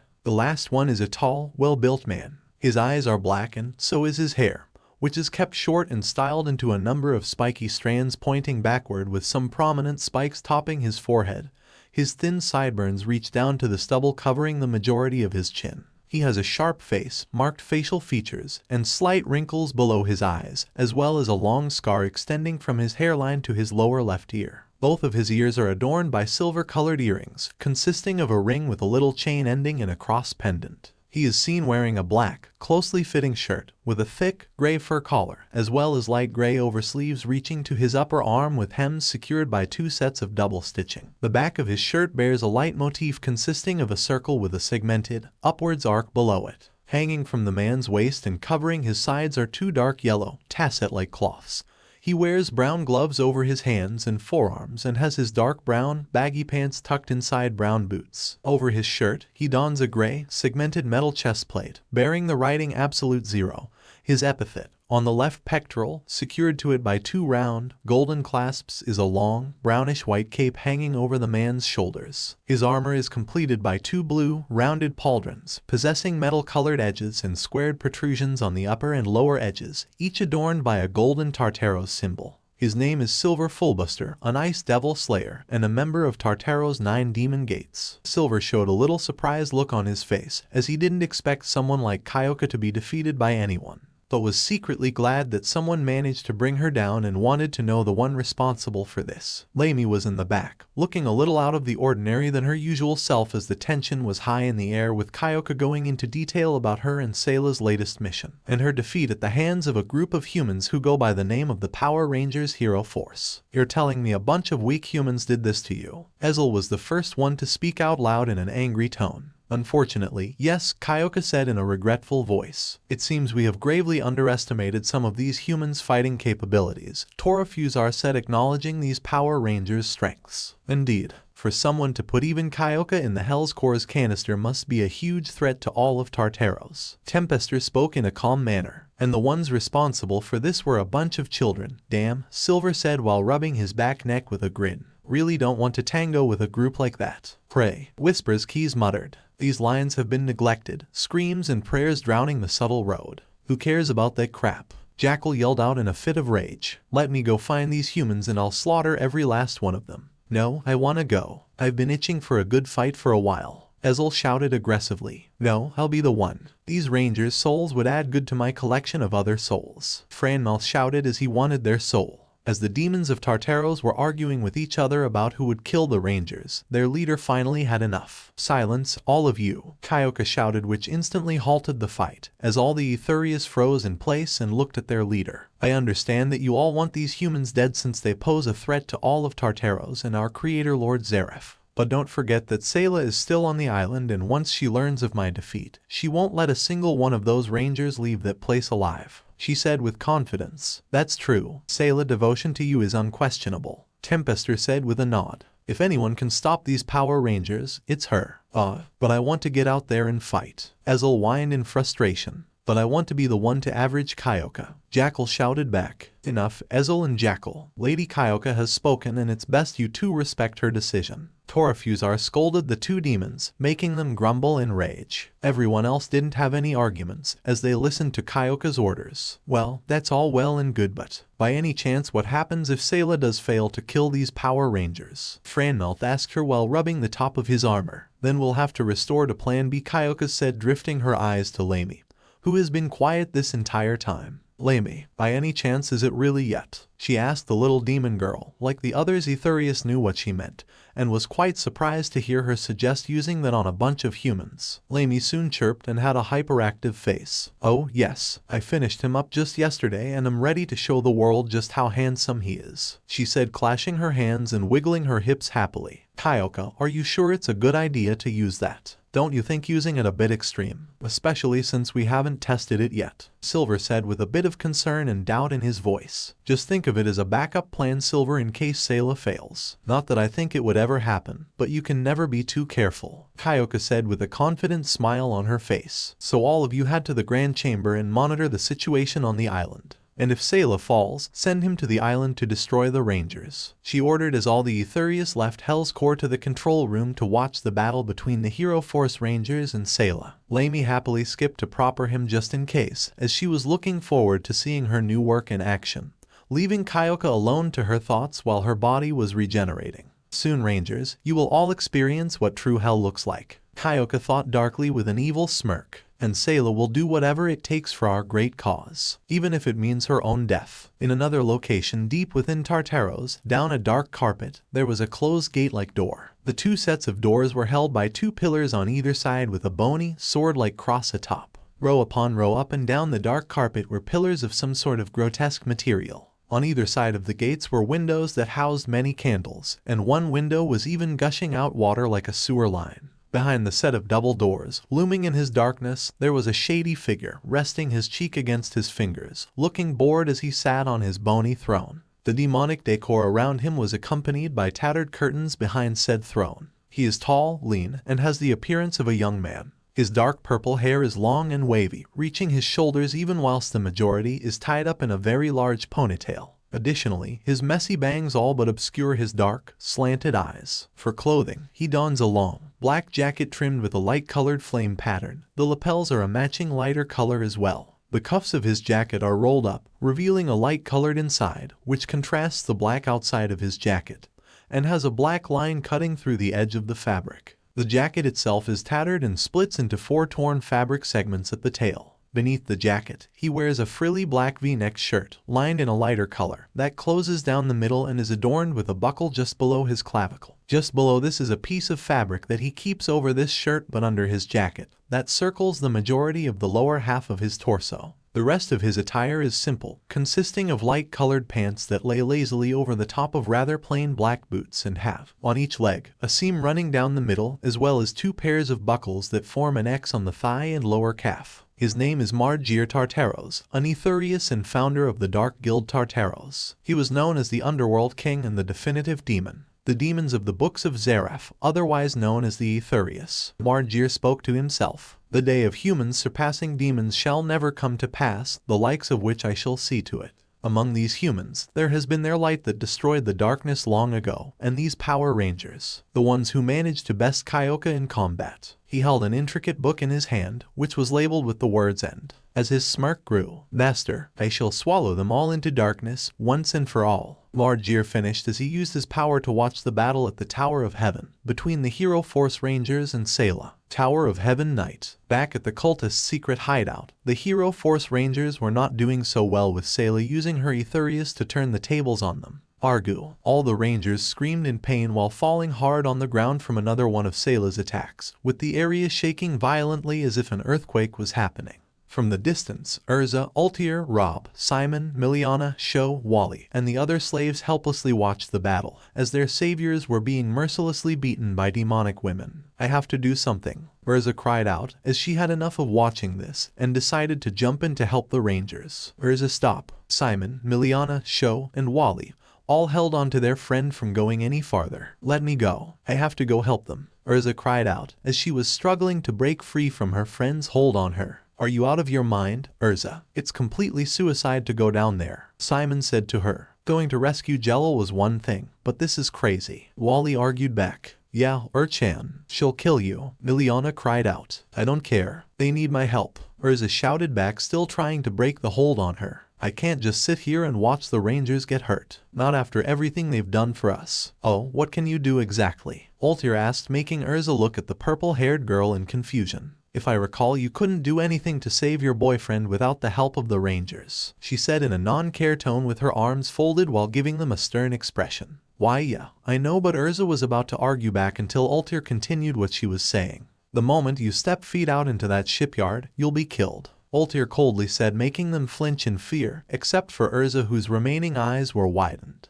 "It's pretty obvious that you don't stand a chance against that demon. If the Rangers are having this much trouble fighting her, then how will you fare any better?" she pointed out to the red-haired girl. To be honest, Altier didn't care if Urza lived or died because it wasn't her concern. She just wanted to get the hell off of this crazy island and far away from that demon woman as soon as possible. Urza was stunned in silence, unbelievable to reply back to the Time Wizard. She wasn't a fool. After witnessing the battle between the Rangers and Kyoka, the girl perfectly knew she was no match for a demon from Tartaros. But that didn't mean Urza would just stay back and watch her saviors get beaten to death by that monster. Soon Urza's body lumped as she lost the strength to charge forward into the shipyard. Her friend released the hold they had on her when they saw Urza lose the desire to recklessly charge into danger. "Then what am I supposed to do?" Ezra said sadly with her head down to the ground, as she heard another painful scream coming from the shipyard. "Have faith in their ability to win, Urza," Rob said, walking up to the red-haired girl, as the others looked toward him. "Rob," Simon said with a bit of surprise in her voice. "I completely understand how you feel right now, Urza," Rob said to her in a soft tone, before looking at the ongoing battle up ahead.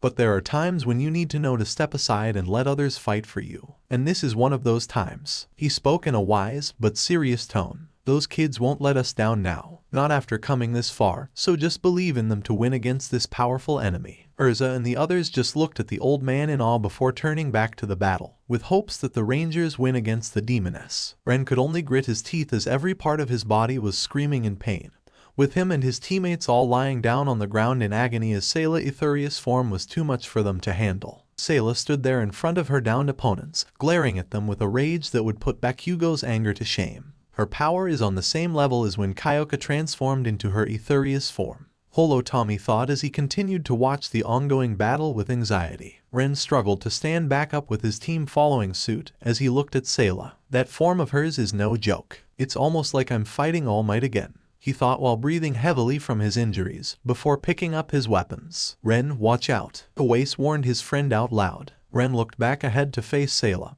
but even she was too late. Seilah's right hand reached out to her, energy swirling with several intricate symbols around the edging. The bizarre energy suddenly brightened as the palm stretched out towards the Red Ranger, and to add insult to injury, the palm suddenly opened with an eye. Ren slightly gasped at the eye, before an energy blast was unleashed and exerted onto him. The energy blast was so potent was not only did it envelop the boy, but the shockwaves made the ground crack apart, dust rising once again. The rumbling and attack waves went too far out, and the other rangers ended up flying off somewhere in different directions among the debris. Ren, his teammates called out to their leader in great concern. The dust cleared out, revealing Ren sprawled on his back, wincing in pain from the damage he's been inflicted with. Ren, Midoriya roared out to see his friend in pain. Agitated, the Silver Ranger threw caution into the wind and went charging after Seilah in a burst of speed, while activating his quirk. "You're gonna pay for that, monster," he declared with the other rangers following behind him. Seilah turned towards Midoriya as he and the other humans charged for her. The Silver Ranger took a leap in the air and was nearly atop the demon woman. The male ranger then reeled back his spear before bringing it down at the woman. At the last second before impact, Seilah stretched her left arm out towards the incoming ranger, with a familiar energy the same as before emerging. Midoriya didn't have time to retreat before the eye opened up once again, with another energy wave blazing through the air at him. Shockwaves sent powerful magnitudes and winds around, once again creating a chaotic whirlwind that managed to make the rangers slightly lose their balance and slide off against a debris pile nearby as they fell on the ground from pain. Midoriya, Momo and Kendo both cried out with the girls' backs hitting the debris pile. "Is he alright?" Yui was the one to ask, as she held strong from the shockwave, because he took that attack at point-blank range. As the dust cleared, the young hero's eyes widened as they saw Midoriya lying in agony, sprawled across the ground as Ren was picked up from the attack, lying on his side. Midoriya was consequently lying on his back, as both rangers were wincing at the pain inflicted on them. "Ren, Midoriya?" Jiru asked shakily, eyes widened in shock as she saw her friends lying on the ground, barely able to move. "Guys, no," Oase cried out at his fallen comrades. "Such terrifying power this demon has," Takoyami said, gritting his teeth from her power alone. "No shit, dude," Dark Shadow said nervously over the whole situation. Seilah wasted no time in making her next move and raised her head, exerting another vicious roar. The echoing was blood-curdling, and it certainly didn't help anyone that she had a dramatic power increase. "Not good," Momo said when she and the others saw Seilah's power rising. They felt their hearts pulsate, a shock so great that the blood jolted them back to their feet in an instant without them knowing. "We have to help them," Kendo said to the others as they rushed over to the demon and teammates. Seilah noticed this and disappeared from the ranger's sight, reappearing above the heroes. "Above us," Yui warned everyone and started blasting at her from above. Seilah used her power to release a blue shockwave from her body to repel all the shot coming towards her and stop the rangers for a moment. Then uses this opening she created to land between the humans as the young heroes regain their senses and look at them with worrisome faces. "Don't let her make the first move," Takoyami hastily said, attacking the demon from all directions. "Pointless," Seilah spoke in a cold tone before unleashing another shockwave from her body, but this time even more powerful than the last one. The sixth ranger was sent flying back like ragdolls as they skidded or flew away into random objects, with them crying out in pain. Now the heroes were on the ground wincing at the pain from the damage they took from the demoness. "Try as you might, you humans would never defeat me," Seilah said as the demon was absolutely assured. Meanwhile, Ren and Midoriya struggled to stand, managing to get on their knees at the very least. "Midoriya, how are you holding you up?" Ren asked his teammate while enduring his own pain. "It could be worse," Midoriya said back, putting on a brave front as he felt like he was hit by a truck. Their attentions then trailed off as the two boys saw Seilah reappearing in front of them. The demoness glared down at the two Power Rangers but remained quiet to take in the humans' surprise. Ren and Midoriya looked up at Seilah, meeting her undeterred gaze without a bat of an eyelash. Both Rangers sitting up and on one knee, as the two heroes were in a more submissive standpoint, where Seilah raised her head, her dark pupils returning to her eyes. "I give myself this simple command. I must destroy these humans before me without hesitation," Seilah said, using her macro curse's power to give her body a command. She then raised both arms with the female gaze darkening as she had her claws stretched out. "Guys, look out," Jiru warned as she and the others tried to get up and help them. Using what instinct they had, Ren and Midoriya immediately pulled out two ranger keys from their belts and inserted them into their morphers. Legendary Ranger Mode. The two rangers shouted together with them engulfed in a bright light before the demon's claws could reach their faces. When the light faded away, Seilah's eyes widened in shock for two separate reasons. The first was that the two humans' appearances had completely changed. Ren had changed into the Red Alien Ranger and Midoriya had changed into the Wolf Warrior. The second was that they somehow managed to stop her claws from reaching them with two shields. Ren held his Red Slicer and Midoriya held his Wolf Warrior's shield to effectively block her claws' attacks on them. "Whoa." To close, Midoriya commented as they managed to save themselves at the last second. Amen to that, brother, Ren replied back in his own relief. Despite her surprise, Seilah didn't stop after that. She continued to become relentless in her command. She followed her order, slashing constantly at rapid speed to get through both rangers' shields, no matter how hard it might be. You humans are too dangerous to have around. I've had it with you all upstaging the likes of an Etherious, Seilah screeched while continuing to break through the boys' defenses. I'm taking you all down. I'm killing every last one of you, starting with you two humans for killing Mistress Kyoka. I'm taking you down, Power Rangers. Die. Ren and Midoriya were still on their knees, mustering whatever strength they had into holding their shields, as they could feel their arms growing numb by second with each strike the demon was giving them. Ren, we can't keep this up for long, Midoriya grunted as he was barely holding on, even with the help of One for All strengthening his arms. We need to do something. Ren didn't reply as he was thinking of a way out of this situation despite his arms hurting. Then Seilah raised her right hand this time, as power charged up in it with the eye opened up. Everyone's eyes widened in shock with 6 rangers and slaves all bewildered as Seilah began to manifest energy into the eye of the palm. The collective energy reached a brightening point, and Seilah reeled it downwards. Demonic eye unleashed, Seilah shouted as she brought her hand down on the two humans as she was certain this was enough to finish them off for good. Rangers, Urza, her friends, and all the slaves shouted, watching the two boys arrive. Get out of there. The 6 other rangers shouted out at their friends. But it was too late as Seilah attacked and made contact with them. Once again another chaotic explosion was created that shook the entire shipyard with wind and dust flying everywhere in the process. The 6 rangers were about to withstand the impact of the demon's attack this time, as they weren't flung away like last time with them holding onto the ground. Ren, Midoriya, Momo cried out in horror. This can't be happening. Kendo gasped with widened eyes. Please be okay. Please be okay. Yui repeated quietly, hoping they were okay. Come on guys, you survived worse than this, Jiru said as she believed that they were okay. Do you think they always asked until he was cut off? They're fine. They wouldn't go down that easily to such evil, Takoyami said, having faith in his friends. As soon as the dust cleared from the area, Seilah looked down at the spot where the humans she just killed to see their corpses until her eyes widened in surprise at what she saw in front of her. What is this? Seilah gasped out loud in a confused tone, which confused everyone who heard her. Then everyone got their answer when the rest of the dust cleared away to see where both Ren and Midoriya were standing. Were nowhere to be seen as what took their places were 2 damaged straw dummies, which threw everyone by surprise. What happened to them? Urza asked the question that was running through everyone's minds, as they didn't know what happened to the Rangers. The only ones who managed to figure it out were the rest of the Hero Force Rangers, as they now had mad grins on their faces. This can't be. They were right here in front of me this entire time. Seilah spoke in both a confused and frustrated tone while looking down at the straw dummies with widened eyes. So where did those humans go? Then before the demoness knew it, a pair of black tendrils wrapped deeply around her arms, legs, and neck to hold Seilah in place. What the? Seilah gasped in surprise as she struggled to break free from whatever was holding her. Surprise! Midoriya yelled with their right arms stretched out as he held the black whips wrapped around his opponent, while adding 15% of One for All's power to the max as his body was covered in green electricity and still in the wolf warrior form. Bet you didn't see that coming, did ya? He said in a mocking tone. It's Midoriya, Oase shouted in joy. Yes, Jiru said with a fist pump.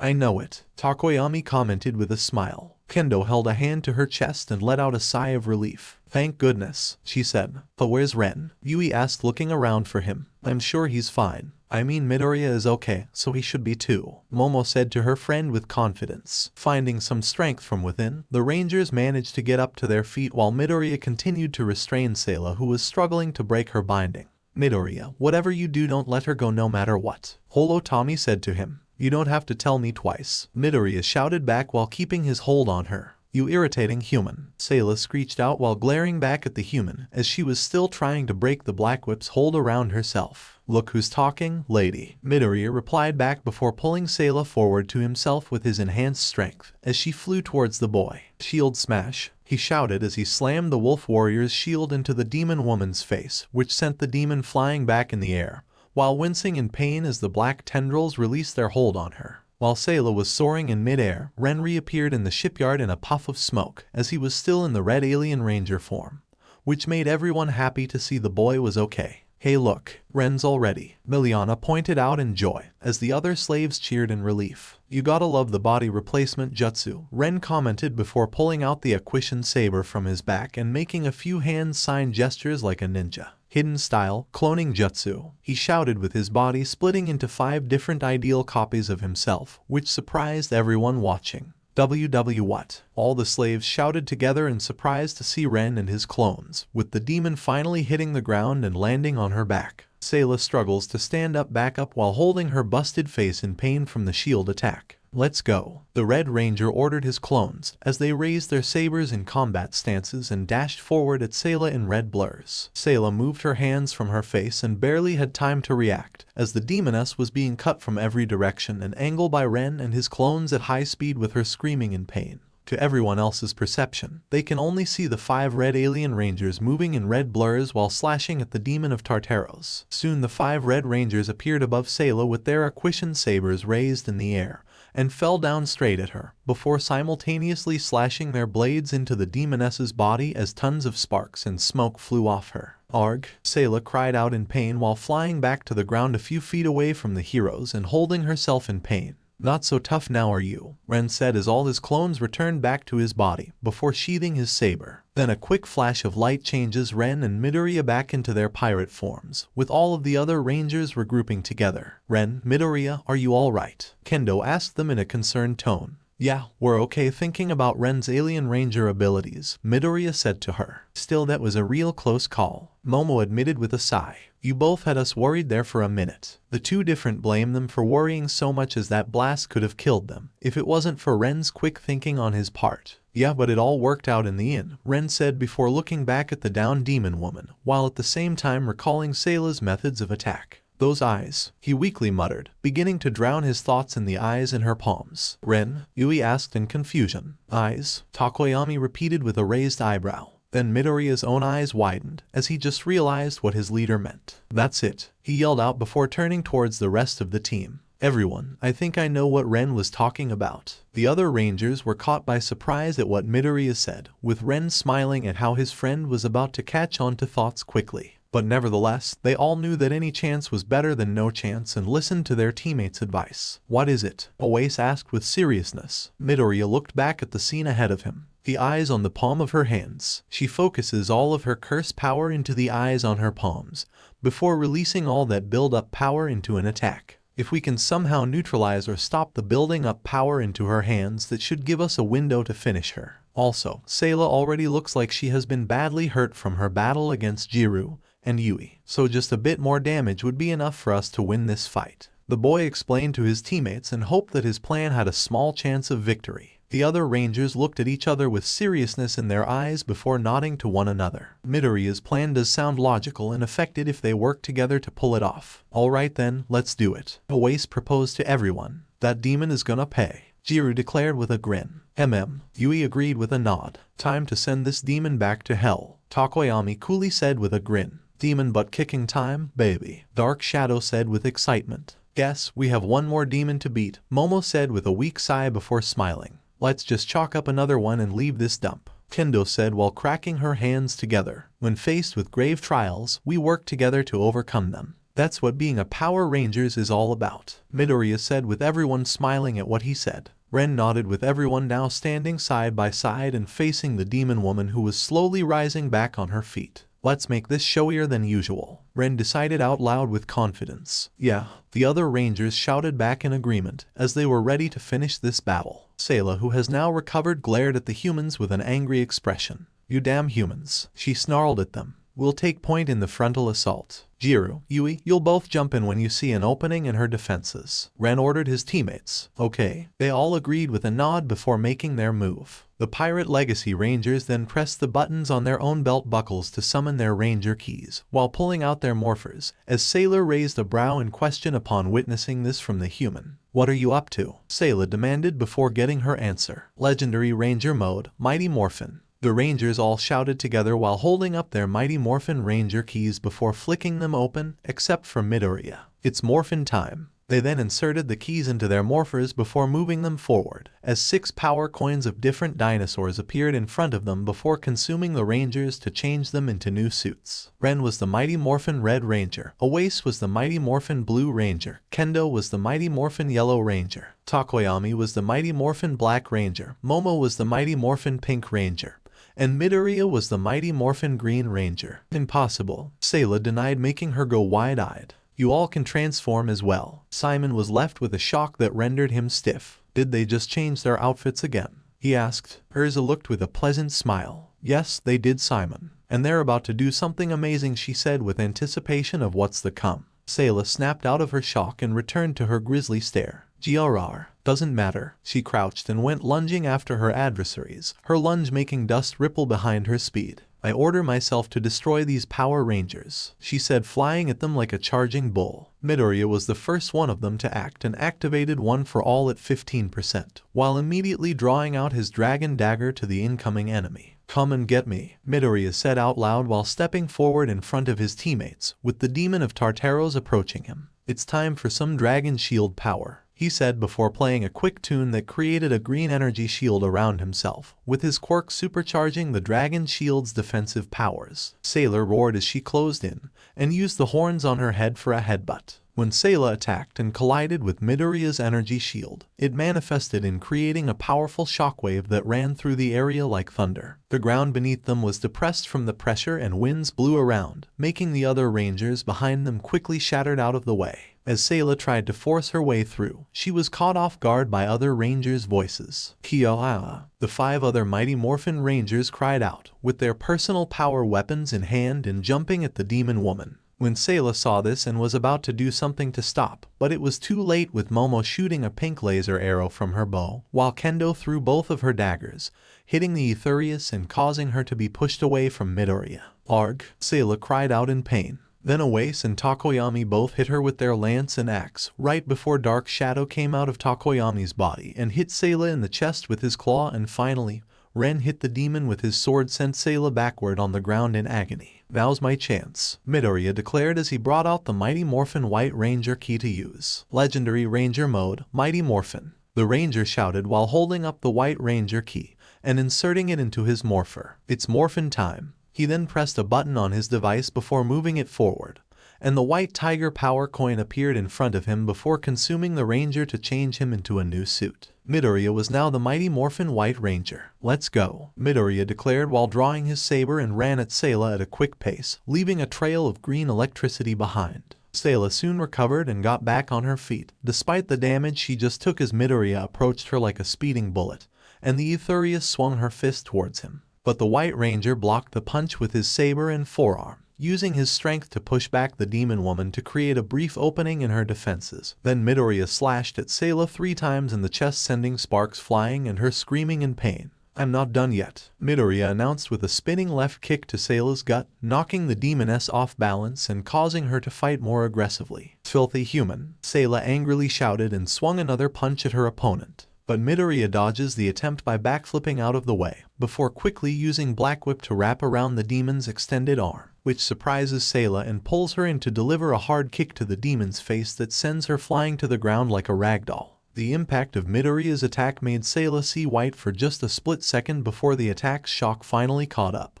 A ripple exerted and Seilah sundered to the ground, making a crater. Seilah was now grumbling in pain and rage as she picked herself back up from the crater to see Jiru jumping at her with a front flip and landing next to her before starting to fight. I'm not done with you yet, Jiru said, rushing at her with a fighting stance. The demoness let out a scream as her hand jabbed forward, meeting the Wolf Ranger as she swung her engulfed purple left arm into her opponent. Both demon and ranger were enveloped in a powerful explosion that made the ground beneath break apart once again. The explosion of energy from their attack started as several bright glints before the light compressed and burst. Smoke and debris sailed everywhere, the ground shaking out of pure intensity. Seilah slid backward out of the dust cloud and stopped herself in place while breathing heavily from the clash. Before she could think of her next move, 2 of Jiru's earphone jacks flew out of the dust cloud and straight in front of Seilah's feet. Huh? Seilah said in confusion and shock, until a powerful burst of sound waves explosions right in front of the demon, pushing her back and making her scream in pain.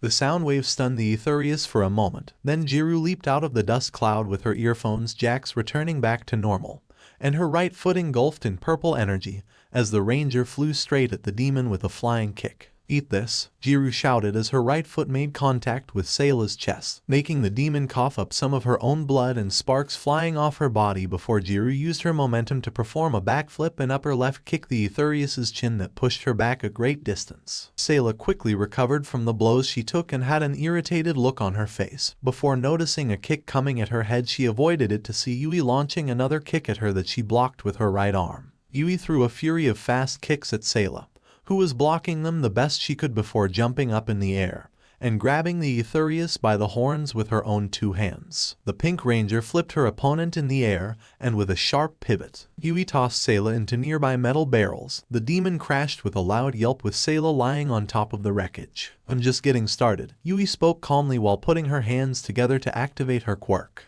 Then the debris that Seilah lying on top of suddenly grew giant and standing the demon straight into the air. Then the Pink Ranger brought out her Dino Saber and Dino Charger Morpher before combining them together to form the Dino Blade Blaster, right after leaping high up at the demoness. Once Yui was on top of Seilah in midair, she pulled the pump back on the Dino Blade Blaster before pointing it straight down at the Etherious and used her size quirk to enlarge to weapon 3 times bigger than its usual size. "Power Blast," Yui shouted while firing a big cannonball-like pink blast that engulfed the demon of Tartaros. That dealt her severe damage. "Grah!" Seilah screamed out in agony once more as she crashed down on the ground, making the floor break apart once more and sending debris flying all around the air. Then a moment later the demoness swiped her arm, dissipating the dust around herself and growling in frustration, as her injuries were finally catching up to her and knew she had to do something about these pathetic humans soon. "Damn you all to hell." Seilah let out an angry roar and leaned forward, lunging after the 6 Pirate Legacy Rangers, who had already regrouped with one another and making dust ripple behind her incredible gliding speed. "You foolish humans, behold the power of a true Etherious," she declared in blinding rage. Momo narrowed her eyes. "Here she comes," she warned the others as they already brought out a new set of Ranger keys and immediately used them. "Legendary Ranger Mode, SPD." The Rangers all shouted together while holding up their SPD Ranger keys before flicking them open, except for Midoriya. "SPD, Emergency." They then inserted the keys into their morphers before moving them forward, as 6 SPD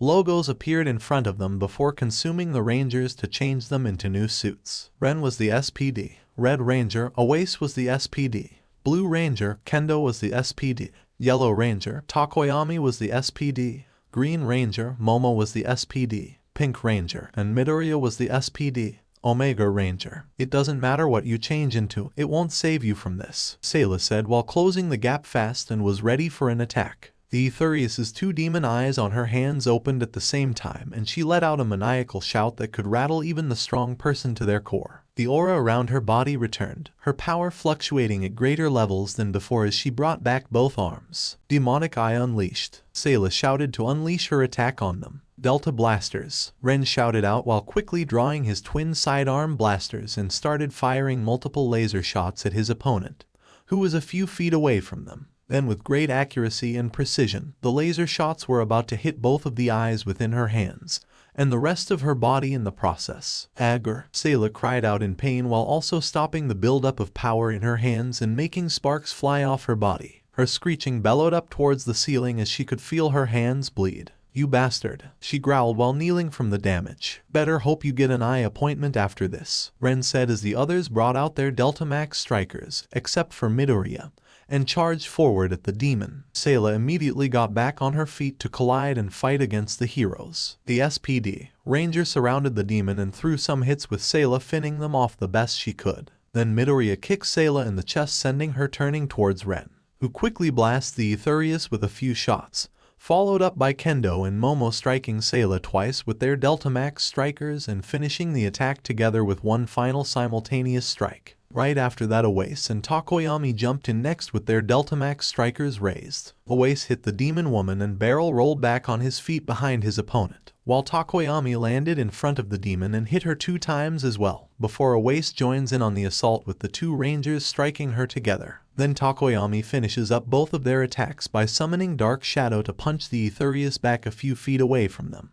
But before Seilah could recover from the onslaught of attack on her, Midoriya comes in and punches Seilah in the gut before barrel rolling on the ground to dodge a swing from the demoness, as the ranger got back on his feet and does a spinning back kick to Seilah's right arm that broke in her guard. Omega Morpher Blast Mode, Midoriya shouted while grabbing the Omega Morpher's throttle on his wrist with his right hand and revved it a couple of times to power up the device before putting the handle back in place, as energy was gathering in his right palm with one for all added into the mix to increase the power of his next attack. Blast Smash. The ranger balled up his right glowing fist, then punched at the demon of Tartaros. Seilah quickly crossed her arms together in an attempt to lessen the blow of the ranger's attack, as Midoriya's fist made contact with the demon that created a devastating massive explosion and discharged a powerful shockwave that not only sent Seilah rocketing back like a missile but also shattered both of her arms that they were now broken. Gah! Seilah's pupils momentarily faded away as she exerted a very loud and blistering cry of pain while being shot back straight into a shipping container like a missile with her hit it, and the shipping container flipped right into the ocean. The shipping container managed to slow down Seilah's momentum and she crashed on the ground hard, flinging in agony over her broken arms, as this was the worst pain the Etherious ever felt. Soon all the rangers regrouped with each other, with the Pirate Legacy Rangers switching back to their pirate forms as they watched Seilah on the ground screeching in pain. "She's down. Now's our chance to finish her off," Ren said to everyone, as this was the best possible moment to end the demon for good. "Right," the other rangers shouted in agreement as they prepared for the final attack. The Pirate Legacy Rangers pressed the buttons on top of their belt buckle to open them up and summon the Legacy Galleon Buster above themselves in midair, as the giant blaster fall into the red Pirate Legacy Rangers' hands. "Legacy Galleon Buster," Ren shouted before pointing the weapon forward and pulling back the front black lever to make the sail lays flat against the deck and the Legacy cylinders swivel to the side to resemble cannon ports. "Ranger Key Set." The 5 Pirate Legacy Rangers shouted together as the blue, yellow, green, and pink Rangers inserted their Pirate Legacy Ranger keys into the side cylinders, and the red Ranger inserted his Ranger key in the main silver cylinder in the back before turning the lock. "Red Charge," a voice from the Legacy Galleon Buster said as the black lever underneath the weapon pulled back upwards, deploying the sail and cylinders upward with the silver cylinder flashing red, blue, yellow, green,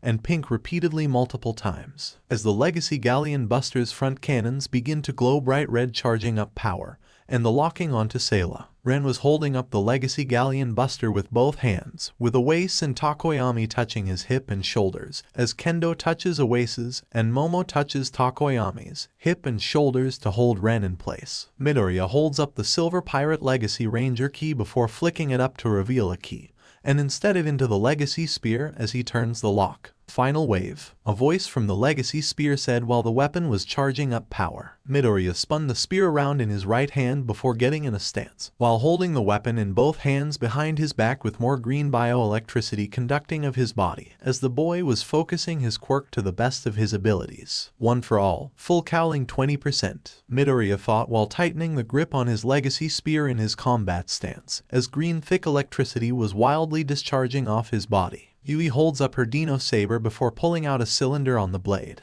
The pink Dino Charge Ranger then pressed a button on the left side of her belt again for the case on her buckle to turn over, before she opened the case to reveal the last Dino Charger inside and then grabbed it after closing the case. "Dino Charger, ready," Yui shouted while holding up the Tricera Charger forward before clicking a button on it, activating it. Then Yui inserts the Dino Charger into the cylinder of the Dino Saber before closing it. Once that was done, she then cocks a switch on her blade. "Tricera Charger engaged," a voice announced from the Dino Saber as its blade glowed pink, charging up power. Yui held her Dino Saber with both hands and used her quirk to enlarge 4 times its size to increase the destructiveness of the power of the weapon. "Wolf Morpher," Jiru shouted while holding up her Wolf Morpher and opening up its head before pressing the underside button on the Morpher, making it shine for a brief moment. Then the Ranger got into a combat stance as her Morpher was charging up power for a special attack. Meanwhile, as all of this was happening, Seilah was struggling to get back up to her feet as she was nearly reaching her limit to continue this battle. "This can be happening. It's impossible. I'm an Etherious," Seilah thought to herself as her whole body was aching in pain. The demon stopped herself for a moment when she heard multiple voices before turning to see what it was and gasped with widened eyes to notice the Rangers preparing to hit her with multiple powerful attacks at once. "No, I can't let things end like this." The demoness then faced the heroes and brought her hands together while stretching them forward, and started to gather her curse energy within her hands, despite her arms being in pain and broken. "What is going on now?" Simon asked as he and everyone else was watching this insane battle from the distance. "Everyone brace yourself," Rob said to everyone seriously as he knew what was coming. "This could be the final attack that will decide everything." He's right. This next attack will decide the winner of this fight, Altair thought with a bit of nervousness as she just wanted this to be over with. "Come on, Rangers. I know you can do this," Urza hopefully thought while not taking her eye off the final moment that would decide everything. "I'm done playing around with these humans. It's too dangerous to let any of them live," Seilah thought as she used every bit of her remaining strength to force the 2 demon eyes on her hands to slide open,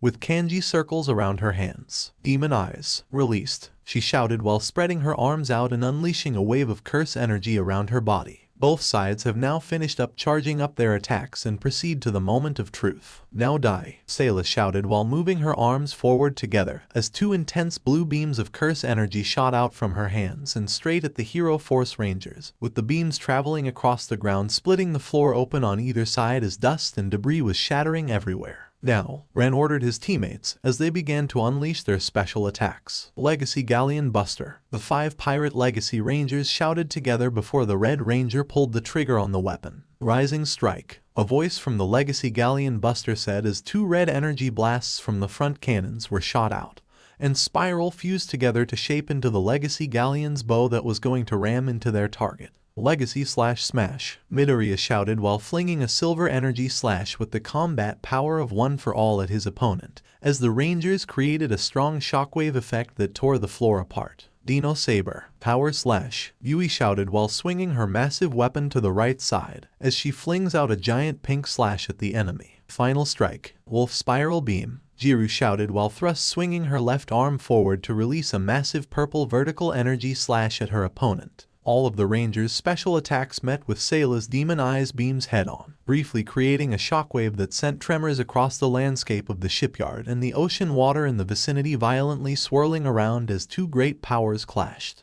The impact was so forceful that a ripple of air spilled outwards, as it now became a tug-of-war between both powerful attacks, with it being a stalemate at the moment. Due to the brightness of the attack, the slaves and Altair in the direction watching the battle could barely keep their eyes open from the blown-up dust and debris as both combatants tried to overpower each other with their clash. Then the tug-of-war power clash begins to change as the Hero Force Rangers' multiple attacks begin to slowly pull back the demon's beams. "What?" Seilah cried out as she'd poured every bit of her power into her attack and was struggling to hold on because of her broken arms. The Etherious continued to struggle, but the Rangers' combined attacks eventually managed to counter her demon eyes before overwhelming it completely. The demon woman could only watch in shock and horror as she had been bested. "Your demon's tale is finished, Seilah. Next time, try writing a better story," Ren declared to her, with their attacks quickly overtook the curse beam more and more by the second. "And no, this is impossible. They're actually beating me. A demon from the Book of Zeref," Seilah screamed in disbelief before getting smashed by the incoming attacks. "Gah!" The Etherious cries out in painful scream while being surrounded by a giant fiery explosion.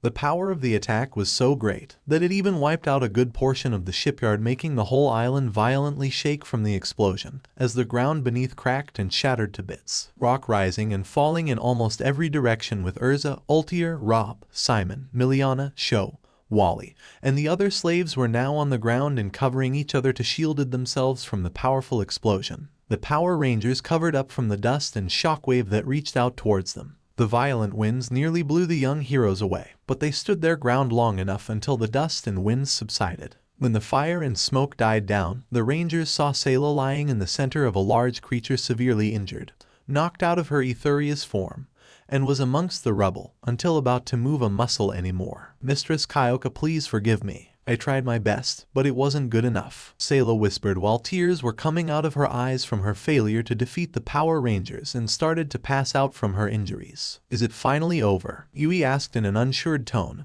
while also breathing heavily from exhaustion. She wasn't the only one. The others were also reaching their limits from the long battle between the cultists and the 9 demon gates. "Tommy, can you?" Ren was about to ask his mentor until he beat him to the punch. "I'm on it." Holo Tommy said as he knew what his student was going to ask and quickly scanned Seilah's body to see her condition. After a minute of scanning her body, he spoke to his students again. "I'm done scanning her body," he he said, making them all gulp to finally hear what the status was. And Kendo was the one to ask him. Seilah is alive, but has received massive amounts of damage on her body, and is currently unconscious, Tommy said as he found tons of injuries all over her body. Even if she were to wake up, she wouldn't be able to fight anymore because of how badly her wounds are. Seilah had innumerable burn patches on her. She had at least 5 broken ribs, 2 broken arms, internal bleeding, and a few more shattered bones as well, and all her curse power was completely used up. Her hands and feet were bleeding and burned too, and she had several cuts and gashes on her pretty face and gorgeous body. And her outfit was mostly gone, with what little was covering up the most important part of her body. The only reason why she wasn't destroyed was because she used the last bit of curse power to shield herself from the blast,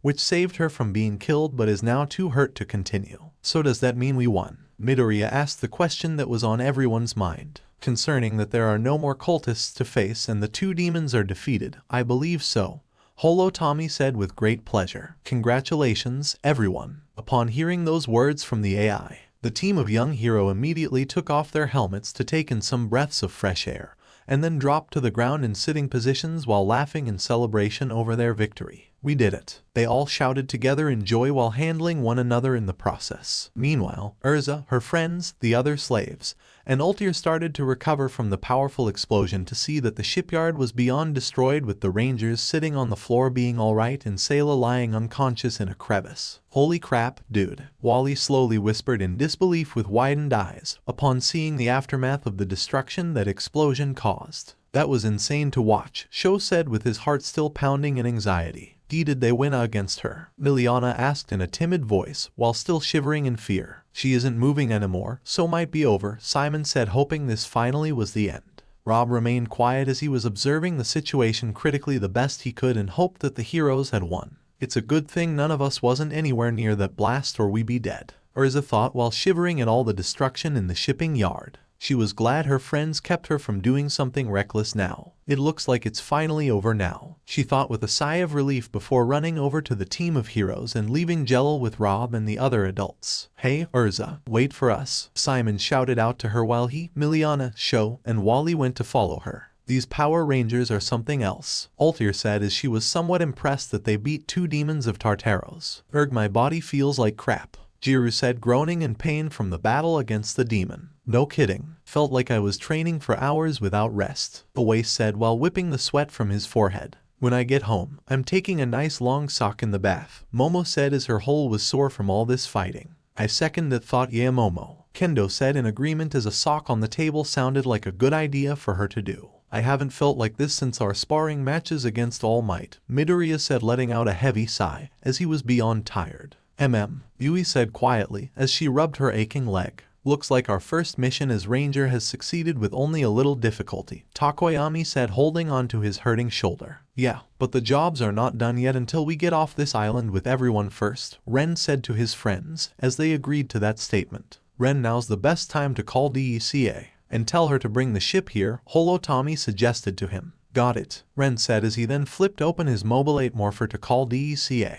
DCA, the island is clear of threats and we're ready for pickup. Copy that, Ren. I'm on my way for pickup now and will inform Kagura that she will see her brother soon. DCA said to him. Good, Ren said before dropping his hand to the ground due to exhaustion. Now we wait. Everyone. The Rangers heard a loud voice and turned to see Erza, plus Simon, Miliana, Sho, and Wally rushing over to them with happy expressions on their faces before stopping in front of them. You guys were amazing, Wally complimented with a big grin. That last attack of yours was so cool and pretty. Liliana cheered before a reenactment. The evil lady feeling that one for sure, Sho exclaimed with a thumbs up. The Rangers couldn't contain their giggles to see how the kids' happy expressions and how much they talked about how cool they looked. Yeah, nice work out there, Rangers, Erza commented with a smirk. You guys really are our heroes. It was nothing really, Kendo said, playing it off. Helping people in trouble is kind of our business. We're just glad you guys will finally get your freedom back, Midoriya said with a little chuckle before looking at Simon.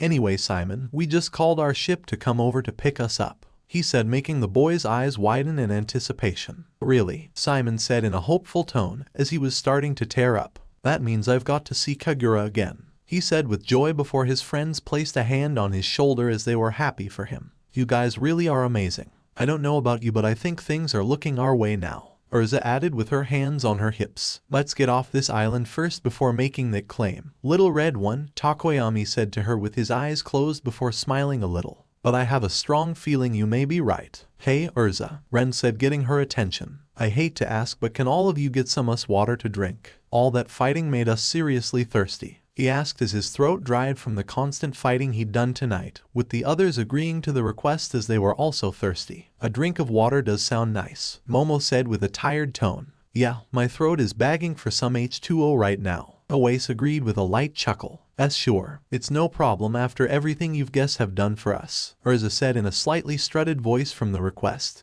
before looking at her friend. Guys, go find some fresh clean water for them to drink ASAP, she told her friends, who gave a salute in response. Got it, they all said before leaving to get some water from their heroes. But unknown to them, the battle was far from over just yet. Tartaros' Grand Chamber night. In the Grand Chamber, a room that controlled all of the guild's building, with bricks were white and looked much nicer compared to other rooms in the whole guild. Perched on top of a high staircase surrounded by technology were all the 9 demon gates and Lamy, who were witnessing the whole battle between the Rangers and Seilah unfold on a large holographic monitor. All the members of Tartaros were now wide-eyed and shocked beyond belief at how the Power Rangers defeated Seilah. I don't believe it, Franmal said in shock while his body was trembling. Seilah actually lost. This can't be real. How the hell can someone like Seilah lose to a bunch of weak humans? Her curse pretty much makes her untouched, Jackal said in both rage and confusion, as he couldn't understand how she could lose. But yet, she still lost, even when she used her Etherious form. Torfusar pointed out. No wonder Kyoka got herself killed by this kid, Silver said looking at the Rangers on the holographic monitor. These Power Rangers are definitely a focus to be reckoned with. Then let us go to that island already and kill those brats, Ezel shouted in anger. Hold your horses, Ezel, Tempester said, stopping his fellow demon from doing something crazy. Lady Kyoka specifically told us that if Seilah lost, then we'll resort to plan B, he explained, which only made Ezel whine in annoyance. Lamy, you know what to do now, Franmal said looking at her. Waken him to crush these Rangers and every other human on that island, he ordered as the small girl saluted.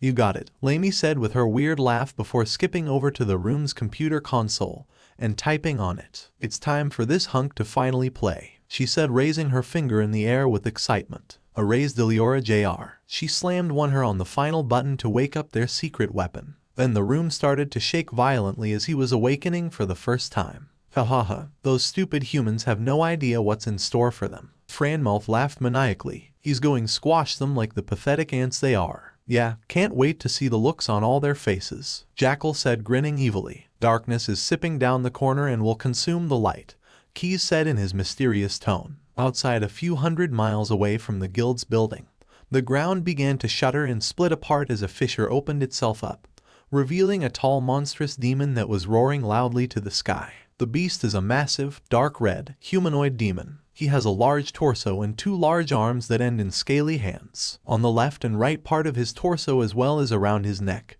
he is covered with a series of spikes. In addition, he has 2 large legs, whereas the feet resemble the ones of a bird, with additional spikes on the back. His black hair is mane-like in shape and it flows down to the nape of his neck. He has a pair of horns that point upwards, jutting from a plate on his forehead. He also has large pointed teeth as well as 2 hollow eyes. This was Delora Jr., a clone demon that resembles the original Delora. Upon awakening for the first time, Delora Jr. has revealed orders from Lamy to head to the location where the Power Rangers are and destroy them along with the rest of the humans on the island. Now that he received his first mission, Delora Jr. used his power to engulf his entire body in a dark purple light before launching himself straight into the sky at the distance of the Tower of Heaven to fulfill his first mission. Meanwhile, with Margir, so they decided to use him. Margir said, watching Delora Jr. flying straight to the island the Rangers are at to kill them. He watched the entire battle with utter disappointment at how Seilah lost to a bunch of human children. Now the other Etherious has resulted in using one of their secret weapons to finish off the humans for good. It matters not in the end, Margir said while resting his cheek against his fist. No matter the outcome of this battle, it won't change a thing for our plans in the future, he said without much concern, holding his master's book in his hand. Tower of Heaven night. Meanwhile, back at the Tower of Heaven, the Rangers were resting on their butts after their hard-fought battle against the demon woman.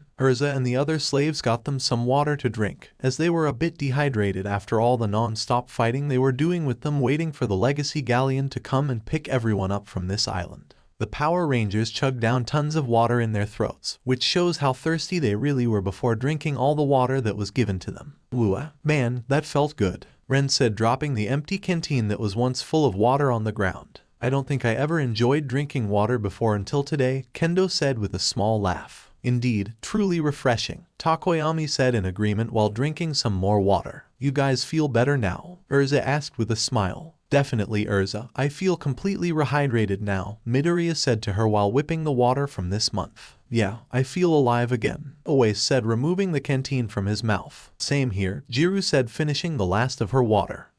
Yui said with a nod. I'm still tired, but drinking this differently helped a bit, Momo said, smiling while letting out a small sigh. Man, they really must been thirsty, Sho said, looking at Wally in surprise. After all the fighting they've been doing, I'm not that surprised, Wally agreed with a sweat drop running down his forehead. Then everyone in the area started to hear the sounds rumbling in the air. They looked up to see the legacy galleon coming up to them from the distance, as everyone started to gather together. Looks like it's finally here, Kendo said with a smile before standing up, along with the other rangers. What's here? Miliana asked in confusion. Our ship, Oase answered, with the slaves being surprised by what he said. That's your ship? Ezra asked with widened eyes. It's huge, she commented in amazement. Yup, it sure is, Ren said with a chuckle, as the legacy galleon finally reached the island and landed in the water near the port. Then from the side of the ship, metal stairs started to extend to the wooden port, making a pathway to enter and leave the legacy galleon, with the former slaves cheering in joy and making their way to the ship.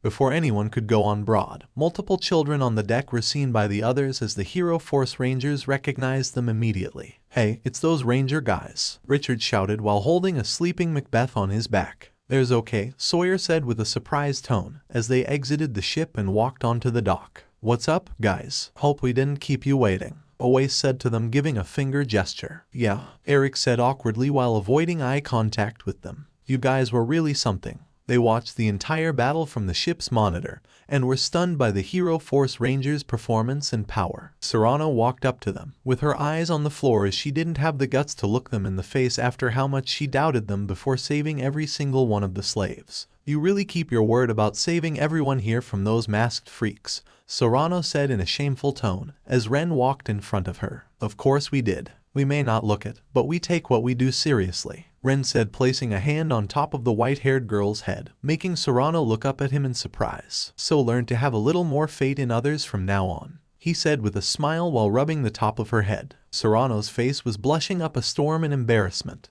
but nodded back to him quietly as she didn't know what to do. Midoriya then realized something before asking something to one of the kids. Hey, where's Kagura? He was looking around to see the little girl. Oh, she's Sawyer was about to speak before someone interpreted him by yelling out loud. Simon, Kagura shouted out loud on the legacy galleon metal stairs, with tears coming to her eyes as she looked directly at her older brother, alive and well. You're okay. Simon immediately rushed in front of the crowd of people to get a better look to see his little sister. Kagura, Simon shouted out in disbelief, bursting out into tears. The two siblings looked at each other dumbstruck before running towards each other in tears and giving one another the biggest hug that they could muster as they both started to cry their eyes out in sheer happiness. They sank to the ground and on their knees as they continued to shed tears of joy. You're alive, Kagura said while whimpering in his arms. So are you, and I'll never leave your side again, Simon promised her with tears running down his face. The Rangers smiled to themselves while watching the brother and sister reuniting with each other after the ordeal they've been through. That's one problem solved, Ren commented to his friends as they chuckled at the remark. Yeah, I'm happy for them, Jiru said with a smile, with the others nodding in agreement. Urza just looked at the two siblings reuniting with one another as they were holding each other in their arms while also crying tears of joy to know that they were alive and well. Seeing this puts a smile on her face as she was happy for Simon to see his little sister again, despite everything they went through because of the cultists. Then the red-haired girl's attention turned to the Power Rangers' giant ship before speaking something to herself. This is it, Urza said, looking at the ship with her good eye widened in awe. We're finally leaving this hell behind us for good, she said before feeling a hand on her shoulder and looking up to see Rob smiling at her. Old man Rob, let's go, Urza, and when we get back to the mainland, I can take you to see Fairy Tale. Rob said to her, which made the little girl beam a bright expression on her face. Really? Urza yelled out in excitement. Yes, child, Rob said with a smile. Urza squealed in excitement over the fact that she was about to see Rob's guild that he'd been talking to during their entire time as slaves. I can't wait, Urza said out loud with joy, before picking up Jel's unconscious body and carrying him on her back. Meanwhile, the Hero Force Rangers were talking about their next move. So is this everyone? Momo asked Jiru and Yui as they were the ones looking after the slaves. Yeah, we made sure no one else was inside the tower after separating from you guys, Jiru said in confidence, with Yui nodding in agreement. And it looks like all the cultish is dealt with, Tommy said to them. I doubt they'll be causing anyone else any more trouble after the beating we gave them. But we should still inform this world's authorities about this place, Takoyami suggested to his teammates. We'll do that once we get back to the mainland and get everyone to a hospital, Kendo added, getting a nod from everyone. I don't know about you guys, but I'm ready to leave the place and head home, Awase said, stretching out his arms in exhaustion. Yeah, we deserve it after everything we went through tonight, Midoriya said with a yawn. Yui said with a nod. Then let's load everyone on the ship and get out of here, Ren said as they began to make their way to the Legacy Galleon to get everyone on the ship to leave. Ren then stopped in place when his super hearing picked up on a small groan in the direction. Before turning his head to the source of the noise, Seilah was slowly regaining consciousness but was unable to make due to the amount of damage that was dealt to her body. She's awake, but it looks like she won't be going anywhere with those injuries, Ren thought to themselves as he gazed at the hurt demon. The other rangers noticed that their leader stopped and was looking directly at Seilah as Yui approached him in concern. What's the matter? Yui asked him quietly. Nothing, Ren said without taking his eyes off the demon. But I need to do something first before leaving this place, he stated before walking over to Seilah. What? Hey, where are you going? Yui asked, watching him leave, but he didn't reply to her. The other former slave started to notice what Ren was doing and watched quietly from the sidelines. Ren, Urza said in confusion at the boy's actions. What he's planning on doing. Altair whispered in curiosity at what he was going to do to that demon woman. As Ren was advancing to Seilah, the fallen demon started to open her eyes. She then hears a set of footsteps as someone is getting closer to her, revealing to be none other than Ren himself, now with his helmet off to see his face. Like Seilah, he was full of bruises and very exhausted. But unlike her, the young man could still walk before he stopped in front of her while looking down at her defenseless state. What are you waiting for? Seilah growled at him while glaring angrily at him. Just get it over with. Human. The horned demon woman closes her eyes as she accepts her demise. Without saying a word, and while keeping an unreadable expression on his face, Ren looked at Seilah with an unsure feeling in his stomach, as he didn't know how to deal with her. As Ren was about to make a decision, his morpher started beeping and getting his attention. He then pulled out his Mobilate morpher to his ear before answering the call. Huh? Seilah said, reopening her eyes to see what all that noise was. This is Ren. What is it? Ren answered before hearing a panicking voice on the other side. Ren, you and the others need to get out of there right now, Navi shouted to him in great concern. Navi, what's the matter? Ren asked as he could hear the panic in her voice. DCA, said she picked up a giant fast-moving object handing our way. Navi informed him. What? Ren said with widened eyes, as he didn't expect to hear that. How long do we have until gets here? He asked seriously. It's already here. I see it on the monitor, Navi said back. But before he answered back, somebody shouted something that got everyone's attention. Hey, what's that? A random slave said while pointing in the sky, with everyone taking a look to see as well. Huh? Ren said before looking up into the sky. And then his eyes widened to a gigantic dark purple ball of fire flying in the direction of the island. Damn it, what's happening now? Altair yelled out in frustration as if it was one crazy thing after another. What in the hell is that thing? Kendo asked as she and everyone looked at the incoming fireball in worry. Don't know, but I got a bad feeling about this, Takoyami said in concern. Some here, partner, Dark Shadow said in agreement. We need to do something now before it's too late, Tommy suggested to his student. All right on it, Tommy, Ren said holding up the morpher to his ear. Navi, you and DCA need to move the Legacy Galleon out of the way before that thing hits the ship, he told the robotic bird. Aye, you got it, Navi said back to him and started up the ship's engines. Rangers, listen up, Ren shouted loud enough to get his teammates' attention as they gazed his way. You need to get everyone out to safety. We don't know if that thing that's coming is a threat or not, he ordered, making them move into attack. He's right, we need to move everyone to a safe location, Momo said seriously in a stern tone, before facing the slave. Everyone, please hurry and move out of the way. That incoming fireball might be a patient threat, she said, breaking the slave out of their stupor. Come on, everyone. There's not a moment to lose. Move, move, move, Midoriya said as he and the others were quickly moving everyone far away from the approaching threat. Guys, do as the Rangers say, and let's go, Urza said to her friends, with them running to safety. Come on, Kagura, Simon said to her sister while he was moving himself and her away with the other slaves. All right, Kagura said, holding onto her brother's hand tightly. Ag, why is this happening? Serrano cried out while running. Quite complaining and run, damn it, Eric said, with Richard, Macbeth, and Sawyer running right beside him. While everyone running away to safety, the Legacy Galleon immediately took off in the air and flew away in a safe direction, right before the gigantic dark purple ball of fire crashed straight into the ocean a few meters away from the island's shore, causing a tremor-like effect.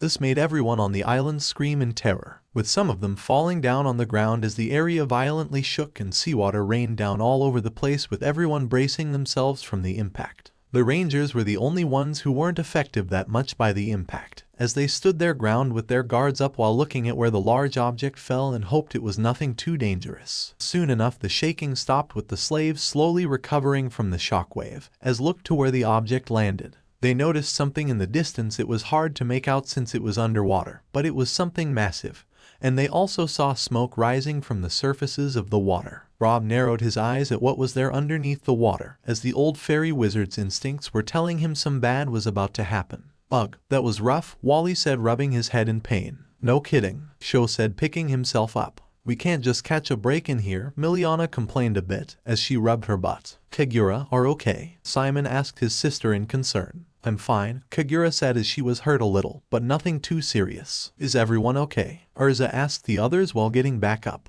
She was getting responses of yeah or yes from her fellow slaves all around, until they felt shaking. Getting close, very close. Hey guys, something's coming, Jiru said, having one of her earphone jacks in the ground, as she heard something massive coming their way. Whatever it is, it doesn't sound friendly, she said before returning her jacket. Please don't tell me where I think this is going, Awais said in concern. Knowing our luck, it could be a possibility, Yui said as the noise were getting louder. Everyone, get ready for what's to come, Midoriya said to his friends as they put back on their helmets. Then suddenly on the shores of the island, a massive red-skinned monster began to come out of the water and set foot on the island, making everyone's eyes widen in pure shock and fear upon slowly looking up at the demon. And in no freaking way. It can't be, Altair shouted out in frustration and worry as she recognized that monster. He's supposed to be dead. That's not possible. How is that beast still alive? Rob said with widened eyes at the beast. What is that thing? Urza asked with her and the other slaves, looking at the giant monster in horror. It's a monster, Richard shouted while carrying Macbeth, who woke up from all the noise and had a look of terror on his face to see the giant monster. You got to be shitting me,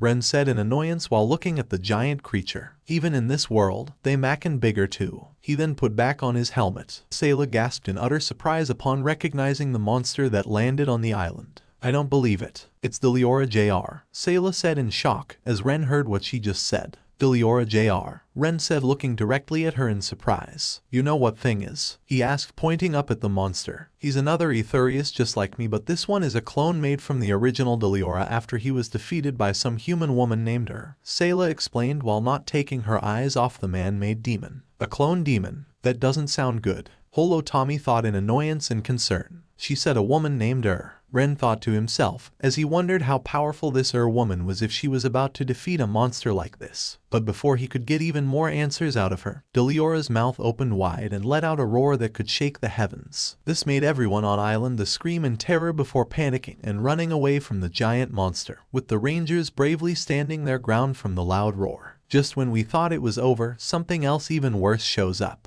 I seriously hate this stupid place. Somebody save us. Let's get moving, guys, Jiru said to her friends as they nodded in agreement before moving away in a safe direction. All the slaves were screaming in panic and crying out for help as Delora Jr began to make his move on the humans. The Rangers then heard a roar from the demon. They looked up and saw that Delora Jr was charging up a large, powerful, lime-colored magic beam from his mouth. Everyone, brace yourself for an incoming attack, Kendo warned everyone as all the people on the island looked back at the monster. Ren, get out of there. He's about to fire something at us, Holo Tommy told his student. Oh shit, better get out of the way, Ren said as he was about to quickly move away from the blasting range, but paused for a brief moment to see a defenseless Seilah who was still unable to move out of the way of the demon's attack. "Aw, goddamn it," he yelled out in a frustrating growl before rushing over to Seilah and picking up the Etherious in his arms bride style. This made Seilah gasp in utter surprise from the unexpected act, as she looked wide-eyed at the ranger. Meanwhile, at the same time the group of slaves and rangers were running away, as Midoriya's heartbeat was racing a mile a minute with his brain walking and driving on to figure out a way to avoid whatever Delora Jr. was about to send at them. "Come on, I've got to think of a way to get us out of this," Midoriya thought to himself in a panic with his eyes shut. "What the hell are doing, kid?" Midoriya heard the voice of Degoro in his mind, making the boy open his eyes in surprise. "Use Black Whip to save everyone," he told the knight, the best course of action in this situation. Midoriya's eyes widened in realization, as he knew what he had to do before immediately activating One for All and leaping high into the air in a burst of speed with everyone noticing it, while also stopping in place. "Midoriya, what are you doing?" Momo asked while looking up at her teammate in the air. "There's no time left to explain. Just trust me, guys," Midoriya shouted while also crossing his arms together to focus his power with black energy tendrils coming out of his knuckles. "Black Whip," he said, stretching out his arms down below, as multiple black whips were coming out of his hands at high speed and moved out wide around everyone on the ground. Then, before anyone knew it, Midoriya had the black tendrils quickly wrapping the slaves and his teammates up in a giant net while holding it together, with him hearing multiple voices in his makeshift net commenting or complaining on how weird this was for them. "Alright, everyone's in," Midoriya thought in success before turning his head to notice Delora Jr. finishing charging up the large magical power in its mouth. Delora Jr. began to fire a massive beam that curved through the ground and toward everyone on the island in an attempt to kill them all. Midoriya then quickly shifts his body around to move the black whip net with everyone in it away from the approaching death beam, which narrowly misses them by the skin of their teeth before he releases them from the net to a different spot. Meanwhile, Ren also leaped out away from Delora Jr.'s magical attack in time with Seilah in his arms, as the beam traveled across the island's ground and next into the sea, before causing enormous amounts of flames to erupt into the air, and multiple explosions going off. The destruction caused by the giant Etherious beams is tremendous, as the whole island shook violently with everyone watching the massive destruction in fear before everything calmed down a bit. In the moment, the people on the island were convinced they were going to die at that very moment. But luckily they were saved again thanks to the rangers and were brought to a safer location than the ones they were at. Some dared not to open their eyes again or move from there in fear, as the slaves saw the massive amount of destruction that won from that monster. Holy crap, Urza whispers in a shaken tone, with her body trembling in terror from the near-death experience. We could have died just now. Damn it, that nearly killed me. Altair complained out loud. Ren eventually landed next to others who were slowly recovering from the large demon's attack. "You guys doing okay?" Ren asked with a stunned Seilah in his arms. "Yeah, so how?" Away said, groaning in response. "That was a really close call," Takoyami said as he and the other rangers immediately got back on their feet. "We would be in the afterlife right now if it wasn't for your quick thinking back there, Midoriya." "Yeah, you saved our bacon's green bean," Jiru said, letting out a sigh of relief. Yui said while giving him a thumbs up. "Thanks, guys," Midoriya said with a little embarrassment in his voice, as he was glad that Degoro gave him some quick advice to save everyone from certain death. "But we're not out of the woods just yet." He stated the obvious to his friends. "Right, which means we need to even up the playing field," Ren said before placing Seilah down somewhere safe, with her sitting up and still looking at the ranger who just saved her life in shock. "Wait, you don't mean?" Takoyami said, with him and the other rangers knowing what their leader meant. "It's Zord time," Midoriya yelled out in excitement, as he and the others were getting pumped in anticipation of their first Zord battle. "What else would it be to take that thing down?" Yui said, not hiding the bit of excitement in her voice. "Now we're being fighting on that monster level," Momo said, looking up at Delora Jr., who was looking for them to see if they were killed. Nearby listening, Altair watched on in surprise and confusion at what the rangers were talking about. "Zords? What the hell are those?" Altair thought in confusion at the unfamiliar terms. "Are they saying they have a way to fight against that monster and win?" She pondered, her eyes focused on the heroes to see what they would do next. "Urza, you need to evaluate everyone to a safe location," Kendo said to the girl, as this got her attention on the rangers. "But what about you?" Urza asked in genuine concern, finding herself actually worried about the hero's well-being. "We're going to put down that monster once and for all," Jiru declared calmly, surprising both Urza and the others there. Wait, Rangers. You can't fight a monster. He's just too powerful. Urza protested this crazy idea, with the others joining in too. Urza, right. This is completely different from the other fights you had. Simon added with a concerned expression. I agree. It's crazy that you could even think about fighting that thing. Altair said in genuine concern, surprised to find herself actually worried about the hero's well-being.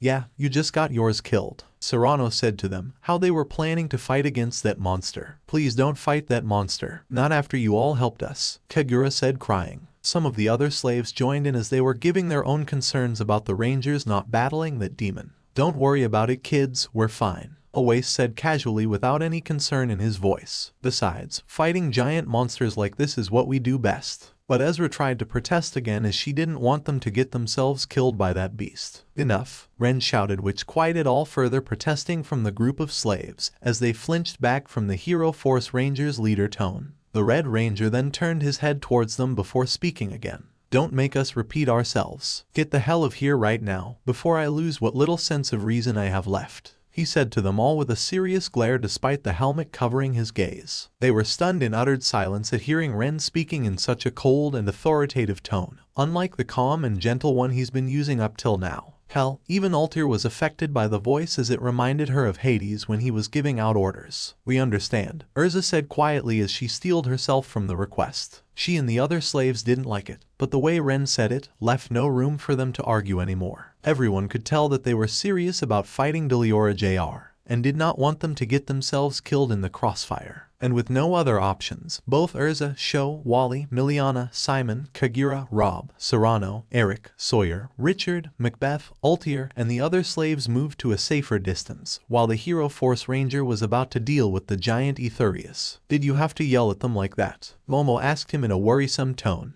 They won't listen no matter what we said, so I had no other choice. Besides, we got work to do, Ren said back to her, with his and the other rangers' sight on the giant Etherious. Then Delora Jr. started to make his move once more as the demon engulfed both his hands with purple flames and towards in round directions on the island, which resulted in multiple explosions accruing that made the island shake violently every so often, with support walls within the tower eventually collapse in on itself due to being far from finished. The Rangers could hear the loud monstrous roar of the beast, as they knew they had to do something before Delora Jr.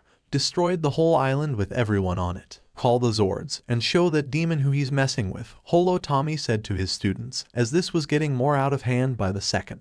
You don't need to tell me twice, Ren said to them while pulling out his Mobile 8 morpher before someone called out to him. Why? Seilah asked in a confused tone, getting the Red Ranger's attention. Why, what? Ren replied back to her. Why did you save me? Seilah asked again in a tone of disbelief. I'm your enemy. I tried to kill you and your friends, but you still saved me. I don't understand. She spoke with confusion while waiting for the Ranger's answer. Ren silently looked at her for a moment before giving an answer to Seilah. Don't know what to say to you. I wasn't really thinking when I rescued you. My body just moved on its own, Ren said, making her even more confused by his answer as another explosion went off that was caused by Delora Jr., who was continuing this destruction on the island, with everyone panicking again. But that doesn't matter at the moment because we got business to take care of first, he said, flipping open his Mobile 8 morpher and dialed in the numbers 550-1 before pressing the enter button.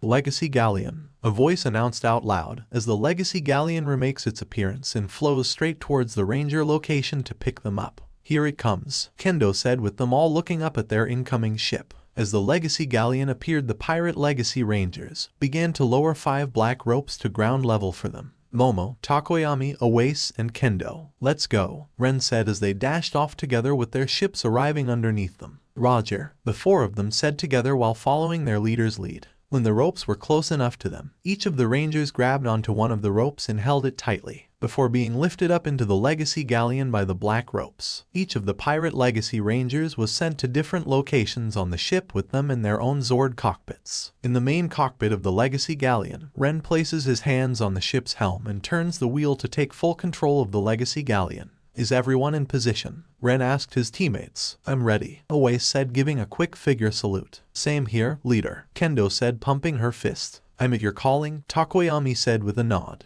I'm ready to lend my assistance, Momo said, smiling. Good, now let's go kick the demon's ass, the Red Pirate Legacy Ranger declared while charging the ship at Delora Jr, who noticed the Legacy Galleon coming at him. Delora Jr. snarled aggressively at the approaching at the sight ship, thinking how foolish it was for the human to attack him in such a manner. Then the demon opened his mouth once more to charge up another magical attack to shoot down the ship. Seeing made Ren turn the ship's helm to the right side, as Legacy Galleon turned in that direction. Portside Galleon cannons, fire. The Red Ranger commanded as the left side of the Legacy Galleon cannons began to open fire on Delora Jr. multiple times. This caused the creature to stop his mouth beam attack and stumble back a bit from the pain. With the Legacy Galleon circled around Delora's body while still opening fire on the beast and getting closer to him, as tons of sparks flew off the Etherious's body. Hard to portside, Ren steered the wheel to the left this time, as the Legacy Galleon rammed straight into the demon's face. Delora Jr. in response roared back in anger while holding the flying ship in place to prevent it from moving.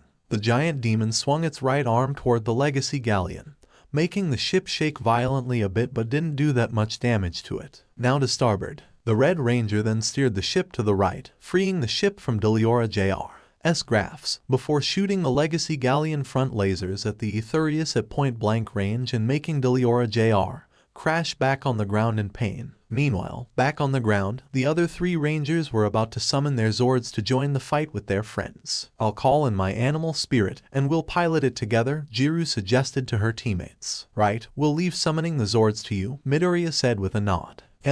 Yui agreed as well. Okay, then. Here goes, Jiru said as she was ready to summon her Zord. Wolf Ranger, calling on the spirit of the wolf, she shouted while flicking a switch on her morpher with her right hand, before performing some martial art movements while also releasing a massive wave of dark purple aura that surrounded her whole body. Then suddenly, a 33.6 meter gigantic solid version of the wolf animal spirit appears out of the aura that the Wolf Ranger was producing, with the Zord doing a quick front flip to the ground before howling proudly in the sky. Then immediately, Jiru, Yui, and Midoriya leaped straight up into the wolf animal spirit's chest and were absorbed into the animal spirit Zord. In the cockpit of the wolf animal spirit, the three Rangers appeared standing next to each other with Jiru in the middle, Midoriya on her left side, and Yui on her right side with the cockpit fully manifesting. This is going to be awesome, Midoriya yelled out in excitement while looking around the cockpit. Yeah, Yui said with a tiny smile. Let's go get that ugly sucker, wolf spirit, Jiru declared out loud, with the wolf animal spirit soon running off into the fight. Meanwhile, Delora Jr. regained his footing and was now enraged seeing that he was being bested by the human's flying red ship. He looked at the Legacy Galleon a good distance away from the demon,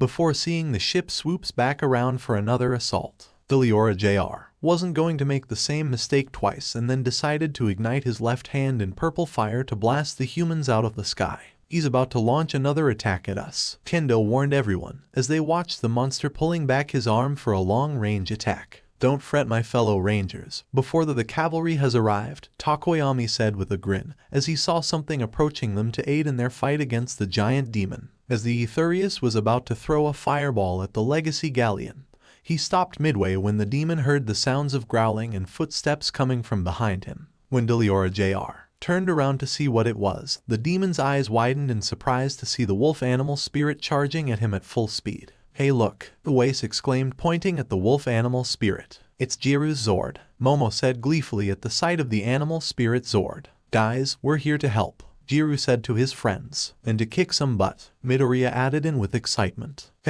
Yui said too, and it looks like Midoriya and Yui decided to join her for the ride. Holo Tommy said with a grin, happy to see his students working together like a real ranger team. It's about time you guys decided to join the party, Ren jokingly said with a teasing smile. Just call it being fashionably late, Jiru said back with her own grin and was ready to help her friends. Upon seeing the new threat coming at him, Delora Jr. immediately switched his target to the wolf animal spirit before tossing a purple fireball at the Zord to destroy it. But the wolf animal spirit quickly jumped high into the air at Delora Jr. and over the deadly fireball to avoid being destroyed. Then the Zord proceeded to bite down hard on the Etherious's left arm. As this made Delora Jr. howled out loudly in agony while also trying to remove the wolf animal spirit's jaws from his arm. But no more how the Etherious tried, the wolf animal spirit wouldn't let go of its raw grip on the beast's left arm. Now's your choice to summon the other Zords and let the others join in the fight, Holotommy said to the team's leader. Yeah, are you guys ready? Ren asked the other rangers on the ship. Yeah, the 4 other rangers shouted back in agreement. Alright, let's pull out the showstopper, Ren said, holding onto the helm. Release the Zords, he decided out loud. Then outside of the Legacy Galleon, the top of the ship begins to open up before revealing 4 different vehicles coming out of the red ship, with the other pirate Legacy Rangers piloting each one of the Zords. Legacy Wheeler, Kendo shouted while piloting a Zord that resembled a yellow trailer van. Legacy Sub, Momo shouted while piloting a Zord that resembles a white, slightly pink submarine. Legacy Racer, Takoyami shouted while piloting a Zord that resembled a green race car. Legacy Jet, Oace shouted while piloting a Zord that resembled a blue fighter jet. Now that the other Legacy Zords were out, the Rangers took their respective positions for this battle, with Oace flying the Legacy Jet in the air, Momo sailing the Legacy Sub in the ocean water, and Kendo and Takoyami driving the Legacy Wheeler and Legacy Racer on the ground. Then 4 Rangers went on ahead to engage the giant demon, who was still trying to shake off the wolf animal spirit from his arm, and back was turned from the incoming Zords. Let's go first, Takoyami, Oace suggested to the Green Ranger while pushing a button on the cockpit's helm. Excellent idea, Takoyami said back, while also pushing a button on the cockpit's helm. Time for a demon hunt, Dark Shadow said inside his partner with an evil grin. At that very moment, both the Legacy Jet and Legacy Racer started firing laser blasts in their respective colors at Delora Jr.'s backside. As sparks and smoke flowed off the Etherious' body, the demon flinched and screamed from the pain. After feeling the attack, Delora Jr. quickly swung his body around to see the other Zords approaching him from behind, while his attention was elsewhere. But before he could do anything to stop the humans, the other female Rangers leaped into action next. We can't let the boys have all the fun, yeah Momo, so let's light him up too, Kendo said the Pink Ranger while pushing a button on the cockpit's helm. Right, Momo said back while pushing a button on the cockpit's helm as well. Then immediately both the Legacy Wheeler and Legacy Sub started opening fire with their own respective color laser blasts at the large Etherious, which resulted in Delora Jr. screaming out loud again from the multiple laser shots hitting and damaging him, with the wolf animal spirit finally releasing its hold on the demon's left arm and being flung right in the air. Meanwhile, at the same time inside the wolf animal spirit cockpit, the 3 Rangers quickly did a simultaneous backflip, with the Zord mimicking the Rangers' actions, to make the wolf animal spirit regain its balance in mid-air by flipping its body backward and landing all 4s onto the side of the giant tower before the Zord used the platform it was standing on to leap back at the Etherious. I see an opening, Yui pointed out to them. Let's strike him now, Midoriya said to the Wolf Ranger. Jiru replied back to her friends with a quick nod before pouncing on the helpless giant beast, with the opening the other Rangers gave them. Wolf Zord, spin fury, the Wolf Ranger shouted as the wolf animal spirit was to rapidly spin its body forward to create a spiral attack with its tail. Delora Jr. was then slammed by the wolf animal spirit multiple times, before being overwhelmed by the attack and falling over to the ground face first, with him feeling even more pain. Grrrrrrr, Delora Jr. growled in absolute frustration and pain as the mighty Etherious struggled to stand back up with his body covered in injuries from the punishment the Ranger dealt him. Not too far from the battle, everyone who relocated to a safer location had semi-shocked expressions as they watched the Rangers fight against the giant demon in their Zords. The slaves, Ultir, and the demons of Tartaros watched the battle in amazement and fear at Rangers piloting giant vehicles to fight against a creature that was easily the size of a mountain. How do they have vehicles like that? I didn't know, but they're unlike anything I've seen before. It has to be some kind of new magical weapon. Urza, who watched the Rangers fight from a distance, jaw dropped as she saw the battle. Amazing, Urza said in awe with her good eye widened. I never knew that they could do anything like this. She keeps on forgetting despite their ages, the Power Rangers were seasoned warriors with loads of experience in battle. In a sense, it was quite overwhelming for her. The Rangers are on a far higher level than most of us, even myself, Urza sadly admitted.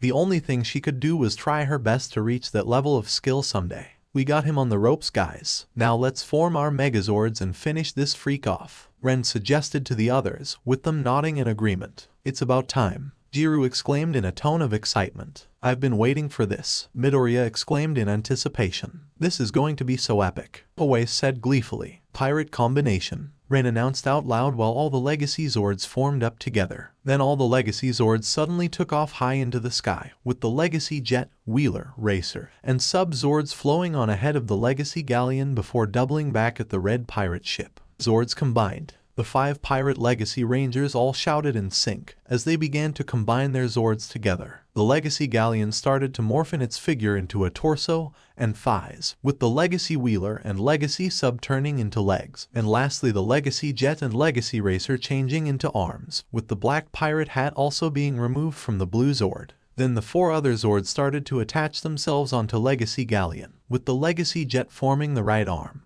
Legacy Racer forming the left arm, Legacy Wheeler forming the right leg, and Legacy Sub forming the right leg. Suddenly, the bowsprit on the Legacy Galleon begins to unfold from both sides to reveal the Megazord's face, and the bowsprit slips apart into 2 bladed swords. Meanwhile, inside Ren's cockpit, the floor underneath the cockpit begins to slide open to reveal Oasis, Momo, Kendo, and Takoyami entering their leader's cockpit, as they move from their Zord's cockpits and into main Megazord cockpit after attaching themselves onto the Legacy Galleon. Inside the Megazord's cockpit, Ren was standing up in the middle, with Takoyami and Momo sitting on his right side, and Oasis and Kendo sitting on his left side, as their hands were placed on their own helms. Then outside of the Ranger's cockpit, the Megazord began to place the black pirate hat piece onto its head with its eyes flashing green for a brief moment. Legendary Megazord, ready. The 5 pirate Legacy Rangers all shouted in sync with Megazord's transformation complete, as Megazord grabbed the twin legendary sabers on its hips and then flipped backward into the air to strike a cool pose before a gigantic black flag waving freely with the Pirate Legacy Rangers logo on it appears behind the Megazord. "Full sail ahead," the Rangers announced proudly out loud. Meanwhile, at the same time, Jiru and her group were forming their Megazord as well, calling on the animal spirits, wolf, tiger, jaguar. Jiru shouted out loud as her body was surrounded by a dark purple aura.